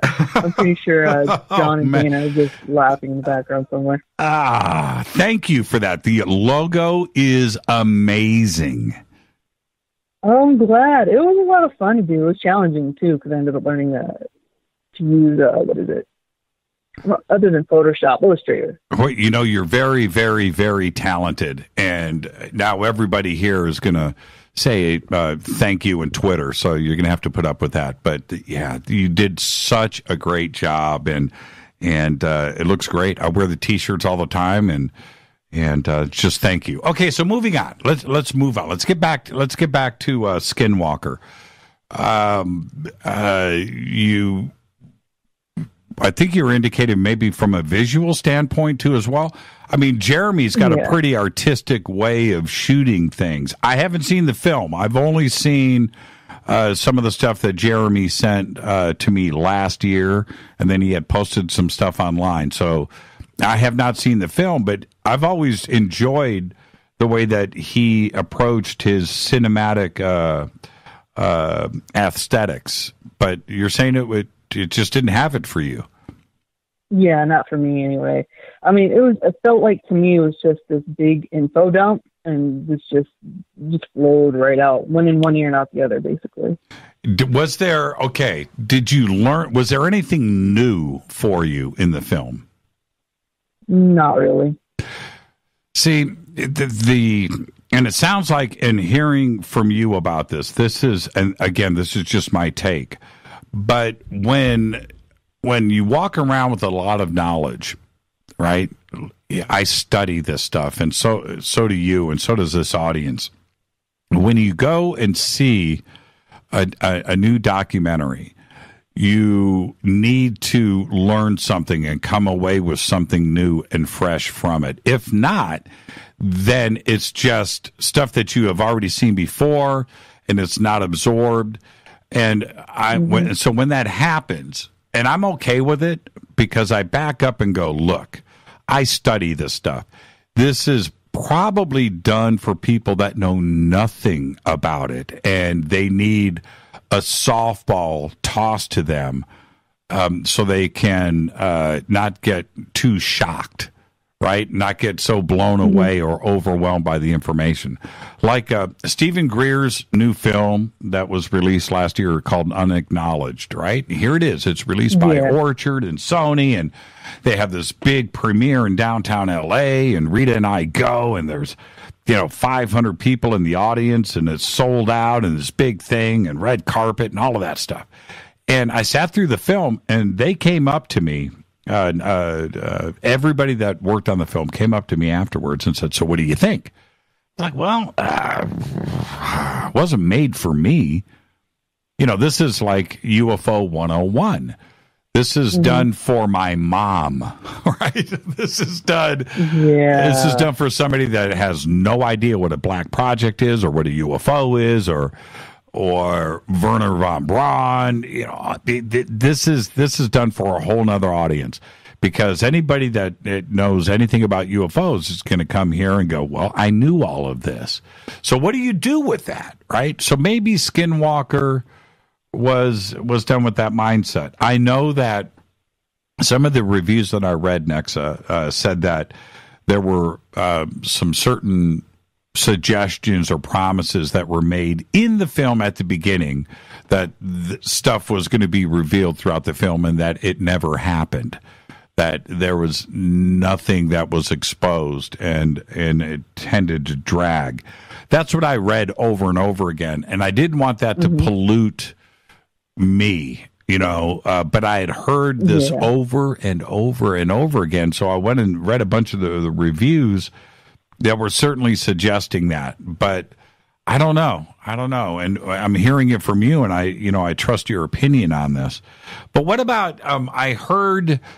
There was one thing that I did want to definitely look and see, where they went through the different home sites there, and that they looked really creepy and really cool in the way that Jeremy shot those, because they're all abandoned, right? They're where workers lived on the ranch. What about that? Was that pretty cool? Yeah, that was cool. That was kind of creepy. I liked how I think Jeremy's the one with the bushy beard, isn't he? Yes. Yeah, I liked how he was all chill and just sitting in there in one of the buildings. And I'm just like, if I was there, I don't think I'd be able to do that. Was there anything, did you see any demon dogs, right? Anything with red eyes? Did you see any skinwalkers? Did he have any of that? No, I was hoping, though. I was really hoping. It would have been exciting. At least like a photo or something, but... when you watch it and you find out, you'll realize the reason why they don't appear in photographs and videos. Yeah, man. I don't want to spoil it for you. I want you to go watch it. Yeah, I mean, I don't want to give my immediate reaction to that live on the air, but yeah, that kind of bums me out. Kind of bums me out. When Greer made Unacknowledged, before the film was released, he had said to me, this was up in San Francisco, and I pulled him aside and I said, look, the stuff that you just showed me here, is this going to be in the film? Because if this is going to be in the film, you're going to knock it out of the park. This is stuff that needs to be seen. And he told me, he said, absolutely, we're going to do that. We've got so much more. And I was like, wow. I go and I watch the film, and none of that was in the film. And I'm like, you missed the mark here. Why make the film if you don't have that one piece of footage in there that blows people away? And so it's the same thing with Skinwalker. If you're going to make the film, have the piece of footage in there that nobody's seen before. That's going to, I don't care if it's 30 seconds long, but have that one thing in there where people can go back and go, you know what? It's in Skinwalker. Check it out. It's in the film right there. But that's just me. That's my reaction to it. If I'm going to make a film, I'm bringing out the good stuff, and that's me. Yeah.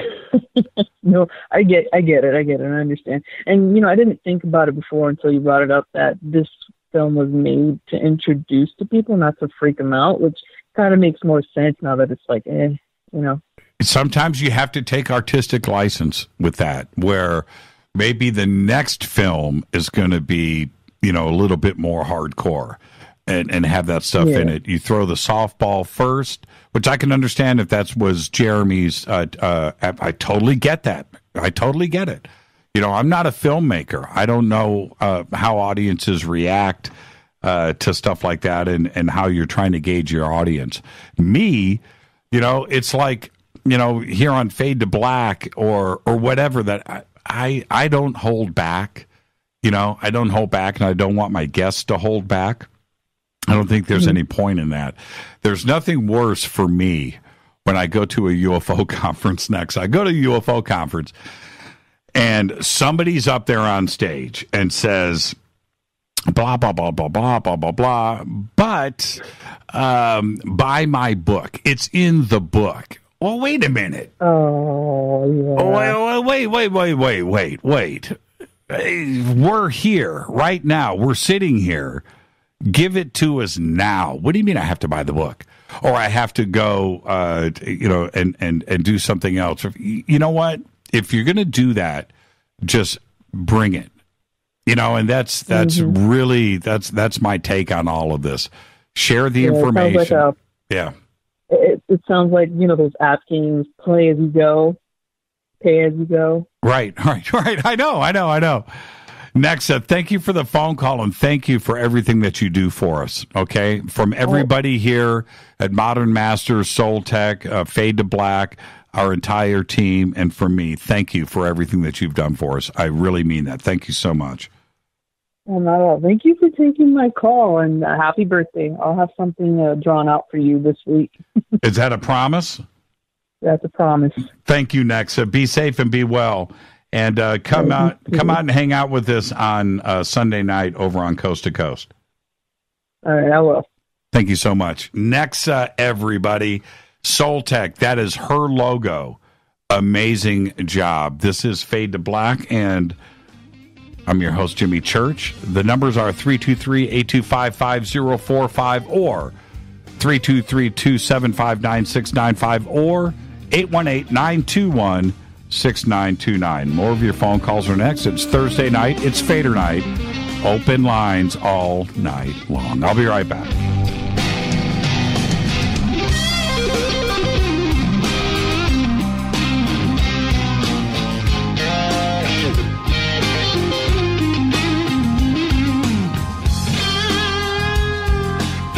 Hey, what up, y'all? It's your girl Vivica Fox here, and you are listening to my boy Jimmy Church on JimmyChurchRadio.com. Despite popular opinion, reading a book will not make you smarter. But listening to Jimmy Church will. Hurricanes, earthquakes, wildfires. This year we've experienced more than our fair share. This is Jimmy Church of Fade to Black, and last month I decided to make sure my family does not have to worry about food should we get caught in a real emergency situation. Introducing Numana, a healthy, storable product that tastes so good that you'll want to eat it every day instead of just during those times of duress. All Numana products have a 25-year shelf life, are MSG and GMO-free, no preservatives, and are made in America. With the Numana pack in your home, you'll be able to sleep at night knowing that you've protected your family. Not only have I tasted and tested, I own it. Now you can too. Just click on the Numana banner on JimmyChurchRadio.com and use the promo code Jimmy when you order. In addition to a discount, we'll send you an autographed Fade to Black t-shirt. Seriously, go Beckley Tappy. This is Jimmy Church of Fade to Black, and I take Life Change Tea supplements every single day. It's what I do. Click on their banner at JimmyChurchRadio.com. When you take the beans from Central America with dashes of Indonesian and African mixed in and then roast it to the dark side of Fade to Black, you create the ultimate brew of fringe. Introducing the Fade to Black blend from River Moon Coffee. Yes, River Moon's darkest customized roast was created for the love of Fade to Black. The alchemy of masterful roasting and smoking the beans is in every sip of this full-bodied, dark Java. I need my coffee dark, deep, with distinct bittersweet chocolate highlights, just like the bunker. Leaning further into the darkness of the roast is Fade to Black blend from River Moon Coffee. Just click on the banner at JimmyChurchRadio.com and use the promo code F2BBLEND for 15% off of your order today. Go Beckley Teppy. Hi, folks. CBD is the home run hitter for health right now. Why, you ask? Because of what it does for the body. Unfortunately, I can't tell you all about the benefit. You know, there's reasons. Do your due diligence and log on to AncientLifeOil.com. That's AncientLifeOil.com. Ancient Life Oil uses organic ingredients and is blended in coconut oil for some of the best benefits. Legal in 50 states and non-psychoactive. Log on to AncientLifeOil.com. That's AncientLifeOil.com. This is Jimmy Church of Fade to Black, and my family is safe because of Numana Emergency Food Storage. Just go to the Numana banner at JimmyChurchRadio.com. Promo code Jimmy10. Are you intrigued by Paranormal Talk Radio? You'll love the new Paranormal Radio app from TalkStream Live. You'll find a great selection of talk shows covering UFOs, ghosts, strange phenomena, and much more. Download the Paranormal Radio app now and start listening to the very best in paranormal talk entertainment, including the network you're listening to right now, the Paranormal Radio app. Free in Google Play and the iOS App Store. Erica, Brittany, Gabby, and you're listening to JimmyChurchRadio.com. It's not a lifestyle we chose. We were born this way. KGRARadio.com.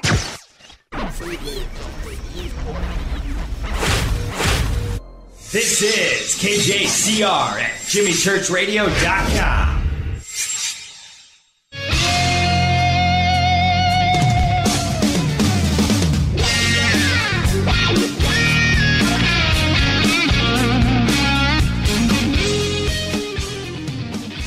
Welcome back, Fade to Black. Thursday night, Fadernight. It's our last segment. Open lines all night long. 323-825-5045 or 323-275-9695 or 818-921-6929. Let's go back to the phones. Area code 415. You're up next on Fade to Black. Who's calling? This is Nellie. Hi, Nellie. How are you? I'm doing great.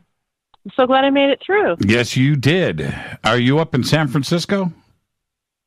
Well, that is the area code on my phone, but I'm actually in Whitehall, California, which is closer to Tahoe. Closer to Tahoe. I got you. And you just never changed the phone number. Well, yeah, I work in San Francisco sometimes. I'm a stagehand, and I travel back and forth. Yeah, right on. I'm a cook, too. I work at the Roadhouse here on Highway 50, and I'm just such a big fan, and I'm so glad I made it through. And you wanted some stories people may have had. Always want stories. And now, Nellie, you know you're famous, right? People are going to go to the Roadhouse. Where's Nellie? Heard you on Sweet Fade to Nellie, Black. too. I'm on Stellar as Sweet Nellie. Oh, there you go. There you go. Okay, give me a story. What do you got? Well, when I was really young, I think I was about 5 years old, with my parents down, where Waterman Canyon is? Waterman, down here, Mount Waterman, the canyon? Yeah. Of course. I've been there. Yeah, absolutely. Right on the edge of the Mojave Desert. Right. Yes. And I lived there as a kid, and my parents and I were driving home up. It was a new highway at the time. Now it's probably old, but it was like a freeway, and we pulled off because we saw this huge orb in the sky. And I remember as a little kid looking up the road and seeing like everybody had pulled off the side of the road, and everybody's pointing and looking at it. And what year? It was just a giant orb. Oh, what year was this? Let's see. I would give my age away much, but I don't have to say it was probably about 67. 67. So we're the same age. Okay. Yeah. Okay. Yeah. So 67. But when you're 5 years old, you remember, right? You're old enough at that point to not only remember, but you can understand that other people are freaking out, and yes. and you can certainly remember that. Okay, so what happened next?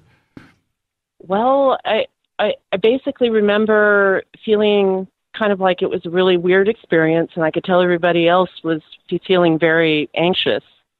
Looking through, my parents were standing kind of in front of me, and I remember peeking around them, and I could see just the big orb. And actually, I don't remember much after that except seeing everybody else looking at it. And then it I don't have any memory after that.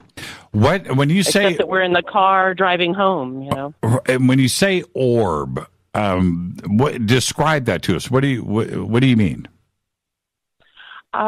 It was larger than the moon or the sun ever would be, and it certainly would never be either one of those objects in the sky. It was so odd and foreign looking. Holy. And it was larger than the moon looked in the sky and seemed to have a not silvery, but reflective, but seemed to be shiny. Holy crap. And then it kind of like went away really fast and got really small. Like it just seemed to get small quickly. Maybe it went away. I don't know. That's an incredible sighting. Now, did you ever discuss this with your parents later? Yes. And what did they say? Yeah, definitely. My mother has way more memories of it when she talks about it, but I don't know. She's not here, and it's been a long time. So that's basically, my best version of that experience. I've done drawings. That's an incredible sighting. I'm trying to do drawings of it. That's an incredible sight. Well, there are a bunch of circles. I can do that. But let me ask you this though, Nellie. How many other people were there? Well, there's pullouts on this highway where there's a wide spot to pull out. Right. And where we had pulled out, there was us and another car or two on our pullout also seemed to be mesmerized staring at this orb in the sky. And when I looked up the road, because I was like, wow, what's going on? And I looked up the road, and all the other turnouts had at least, any car that could fit in the turnout was in the turnout. They were full of cars and people standing, like staring and pointing, like everybody was pointing at it. Wow. Wow. Wow. I'm so jealous. That is, wow. And so this it's something you would never forget. Now, what about, have you tried to do an internet search on that? I have, and I can't really find anybody else who ever talks about that. And I, really never found anything about that. I've looked at a lot of stories. Right. And I've never heard anybody else tell a story about that specific time or location. Although I think that area of the mountains it's like the direction of the desert is on the other side of those mountains. That's right. The Mojave Desert. So maybe a lot of activity goes on there. I don't know. The freeway that I would think that it would be, it's called the Angeles Crest Highway. And that's the highway that you take to get to Mount Waterman. I've driven to Mount Waterman a few times, and it's, the Angeles Crest Highway. I don't know what the number of that is, but I think that's the freeway that you're talking about. I don't know of anything else that's cutting through the mountains there except for that. This is a heavy mountain area. I want the audience to understand there's mountains everywhere. And I think I just lost Nellie. I cannot believe it. That computer just crashed. Right now, it just went blue screen with that phone bank on it. Oh, Nellie, if you're listening right now, Nellie, that's what just happened. And that, I can't believe it. It just went blue screen for no reason. Boom, done. And I lost all of those phone calls. You got to love live radio. I don't freak out anymore. You can just see, did you see it just go black? It's now rebooting. Well, that's what happens on live radio. So with that, Nellie, I apologize. But that freeway is the Angeles Crest highway that cuts through there. It goes from the valley over here, like the Pasadena area, and goes all the way through to Mount Waterman on the other side, which is the desert, the Mojave Desert, where Mount Waterman sits. I've hiked to the top of Mount Waterman up there, too, as well. Let's go to area code 660. You're up next on Fade to Black. Hey, Jimmy. How you doing? I'm doing good. Who's this? This is Nick from Central Missouri. How are you, man? Everything good? Doing good, man. I always want to talk to you. Been a big fan. Oh, right on. Central Missouri. Yep. Close to Jeff City, the capital. Yep. Right on. Right on. So I've had a couple different sightings, if you'd like to. I would love to hear it. Give your 2 cents on. Yeah, would you rather hear shadow person or UFO? You know what? It seems to be a UFO night. Let's go UFO. Right on. Well, there's a couple different ones. One, as I was leaving work one night around a little after 9, so it was summer, so it wasn't completely dark yet. And my friend calls me and is like, "Hey, can you see the sky where you're at?" I'm like, "Not really. There's a bunch of trees around." He's like, "Drive to the edge of town." So I do, and I look up, and giant black triangle. Really? In Missouri? Yeah. Yeah, I mean, it's worth noting we're about an hour and a half from Whiteman Air Force Base. That's right, which is huge. Mm-hmm. And we get a lot of military air traffic overhead. So there has been a lot of black triangles over Missouri, a lot of association with Whiteman Air Force Base because that is a huge facility for the United States Air Force. There's no question about it. Would they have secret testing out there? Could be. Missouri is not the most populated state. It's not the most unpopulated, but there are areas in Missouri where there is nobody, for sure, right? Right. No question well, I do about live in a small town of about 3,000 people. So right. We're right on Highway 50, US 50, runs straight through town. But also in the area, we have a buttload of decommissioned missile silos. That's right. And I don't know if this is, speculation point, but after I saw the triangle, I was curious about the correlation to missile sites and stuff with UFOs, and found a map of where all the silos were in the area. And if you basically drew a trajectory line, like plotted a route through the central mass of all the silo sites on the map, right, that was basically the path the triangle was going. How low was it? I have no way of telling because I don't have a frame of reference on how big it was. But your friend saw. If I held my hands up, like thumb to thumb, and spread my fingers as far apart, that's about how big it was in the sky. Oh man, really? And it floated silently, no lights or anything.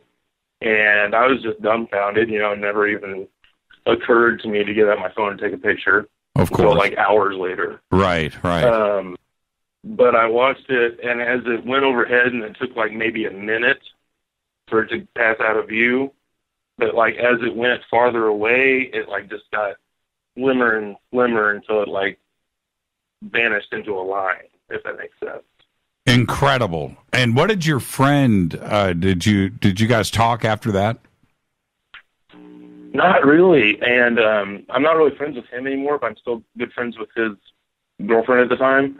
I was actually more friends with her than him, but anyway. She said, because I mentioned it to her a while back, and she's like, "He never mentioned that to me." I'm like, "Really?" Because that blew my mind. Like, when we didn't really talk about it much, except for like, after I saw it, I went back over to his place, and we just kind of stood outside and looked at the sky, and like, yep, so that happened. Oh, man. This was like probably 5 years ago, and I didn't have the background knowledge on this field that I do now, that I started researching it a lot more. Right. But, now, let's get back to this black triangle. Were there any lights on it? I don't think so. I think it was solid, just black, just straight black all over. Oh, I don't think... Part of me wants to think there may have been like a dark red circular light at each tip, but I've seen enough pictures online that may have polluted that memory. Was this during the day or was it at night? It was like right after sunset, so like the sky on the west was where it was pointed was still a little bit light and then faded to starry in the east. Don't say faded to black. Don't Sorry. I faded the starry. Right. The fact that it wasn't nighttime yet, and were you able to see edges? Did you see anything, or was it just black? Just black. No lines, no insignias, no obvious propulsion system, just straight black. It was like, not like I can't remember the names of triangles. It's like long, well, a long point with a narrow base. Let me ask you, before I let you go, one last quick question. Sure. Now that you've researched, right, you've looked into this, us or them? Good question. I would say us, because it has a more definitive shape to it and like direction, seemingly, Mm-hmm. Whereas theirs, I think, would be more formless or spherical. Are you okay with our Air Force having this kind of technology and not disclosing it?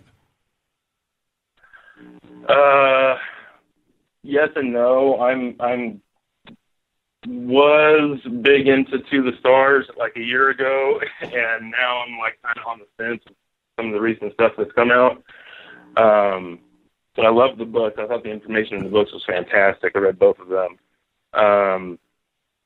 So I'm wanting to say yes, that I'm okay with them having this technology, because I would assume that they know the good reason why they hit it initially. And that reason may have changed in the last 70 years, but... Sure. Yeah, I get it, Nick. Thank you for the phone call, my friend. That is... hey, thank you, Jimmy. Yeah, first-time caller, too, and you know how much I really appreciate everybody that has, the courage to come forward and share their stories for the first time on a program like this. I really appreciate it. Thank you so much. Thank you, and happy birthday, man. Yeah, thank you so much, and don't be a stranger, okay? Right on. Thanks, man. I'll talk to you. That's a great sighting. Whiteman Air Force Base, Missouri, black triangles. Man, you got to love it, too. Let's go to area code 951. You're up next on Fade to Black. You're live. 3. Hello? Yes, you're live. Oh, thank you. It's an honor to talk to you. Absolutely. What's your name? My name is Alper. I'm from Istanbul, Turkey. You're calling from... I live in California. Oh, okay. Okay. I thought you were calling from Turkey. But you live here in California. Welcome to the program. What's on your mind, Ata? Thank you so much. And I've been following you and the relevant radio stations since 15 years all the way from Istanbul. And I'm drawn to you and your programs badly. And what I'd like to share with you is my early teenager and early, like 6 year, 9 years old period of me interacting with genies. Oh, and, really? Okay. Okay.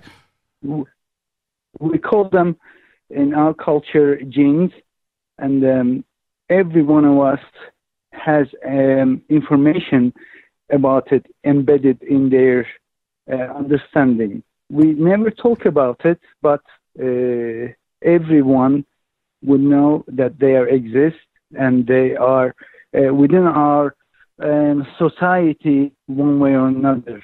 My interaction occurred through my mother's beliefs and understandings, and it was sort of I would say an effect of my mother's interactions. But I have encountered many occasions, and I have drawn to understanding this realm and beyond that, beginning from my very early ages. And I have never seen them. My mother's told me many times her stories. She has seen them, but I have encountered very specific interactions with them. They are real. I always carry what you call is like a talisman, and it's like a written and folded thing that you always carry with yourself, so that it creates some kind of a field which you are safe of them. Well, let me ask you, Atta, we're at the end of the program, and I don't want to cut you off, okay? So let me, really quick, so to protect you from the genies, what are the genies, because in our culture, genies grant wishes, right? They pop out of bottles and kind of. Yeah. For you, what is a genie? They're a society. They're living in a realm, and they consist of beings where they're like us. They have different behaviors. They have good personality, bad personality, and they're exactly like us. As they call their tricksters, there are trickster ones that they like to interact with human beings. And there are really nice ones, who I encountered with, that very kind and helpful in terms of not talking, but really kind and knowing their place and telling you things where you wish to hear. So consists of like us, as I said, different beings, and then they wish to connect you, they wish to contact with you, which they would love to do it if they wish to love you, if I say. Well, so many things happen through them, and they knock my door many times, and they ask permissions to enter. This is the only key. It's a symbolic thing, which knocking the door, but that means they'd like to enter your world and wanting to experience and understand at that point, to ask their intentions. If they are bad, having something, if they like to be a trickster, they can be trickster. But as humans, we have a power of saying no. And as we say no to any kind of beings, and it penetrates them, it puts them away, that's a really good, like an abracadabra kind of attitude. Right. But we do have that. And then I have experienced, I'm kind of overwhelmed. All the way from Istanbul, I've been listening to your programs, and I've been wishing to be a guest to your programs, and I have other information to share with you, with your permission, of course. Sure. I don't want to look like a weirdo here, but with my English accent, it's all right. All right. Well, listen, we're at the end of the... Well, hold on. I thought we're at the end of the show. I've got to roll credits. We're going to be off of the network here in like 30 seconds. But are you saying, and you have to answer very quickly, are you saying that everybody in Turkey, right, from the time that you're born, everybody in Turkey, everybody understands genies? It's purely part of the culture. Religion's put aside, right? Sure, and it extends towards the east side of the of that part of the world. It's part of our culture and living. There are no borders. Atta, send me an email, okay? Shoot me an email. You know what to do. You can write Rita, and I would like to talk to you further, and certainly we can do something again next week on Fadernight, too, as well. Thank you so much. I'm so excited. It was a great phone call, Atta. Don't be a stranger, okay? Shoot me an email. All right, man. Thank you so much. Enjoy the rest of your weekend. Thank you. Thank you. That's it. That's a great phone call right there, and that's a great way to wrap Fade to Black. Fadernight, Thursday night. Absolutely perfect show tonight. Back-to-back phone calls. Everybody that was on hold, I didn't get through. It's just the way it is. It's another Thursday night here on Fade to Black. Fade to Black's executive producer is Rita Camarion. Show's produced by Hilton J. Palm, Renee, Dennis, and Bob. Announcers are Steve Harder, Gene Vito, and Mark D. Kovar. Webmaster is Drew the Geek. Music, Doug Aldrich. Intro, Spaceboy, spaceboymusic.com. Fade to Black is produced by KJCR for the Game Changer Network, and syndication is KGRA, The Planet. Thank you to everybody that called in and tweeted tonight. What a great show. What a great week. This broadcast owned and copyrighted 2018 by Fade to Black and the Game Changer Network. It cannot be rebroadcast, downloaded, copied, or used anywhere in the known universe without written permission from Fade to Black or the Game Changer Network. I am your host, Jimmy Church. This Sunday, I'm over at Coast to Coast AM. Come and hang out with us. Until then, everybody be safe. Go Beckley Tepe.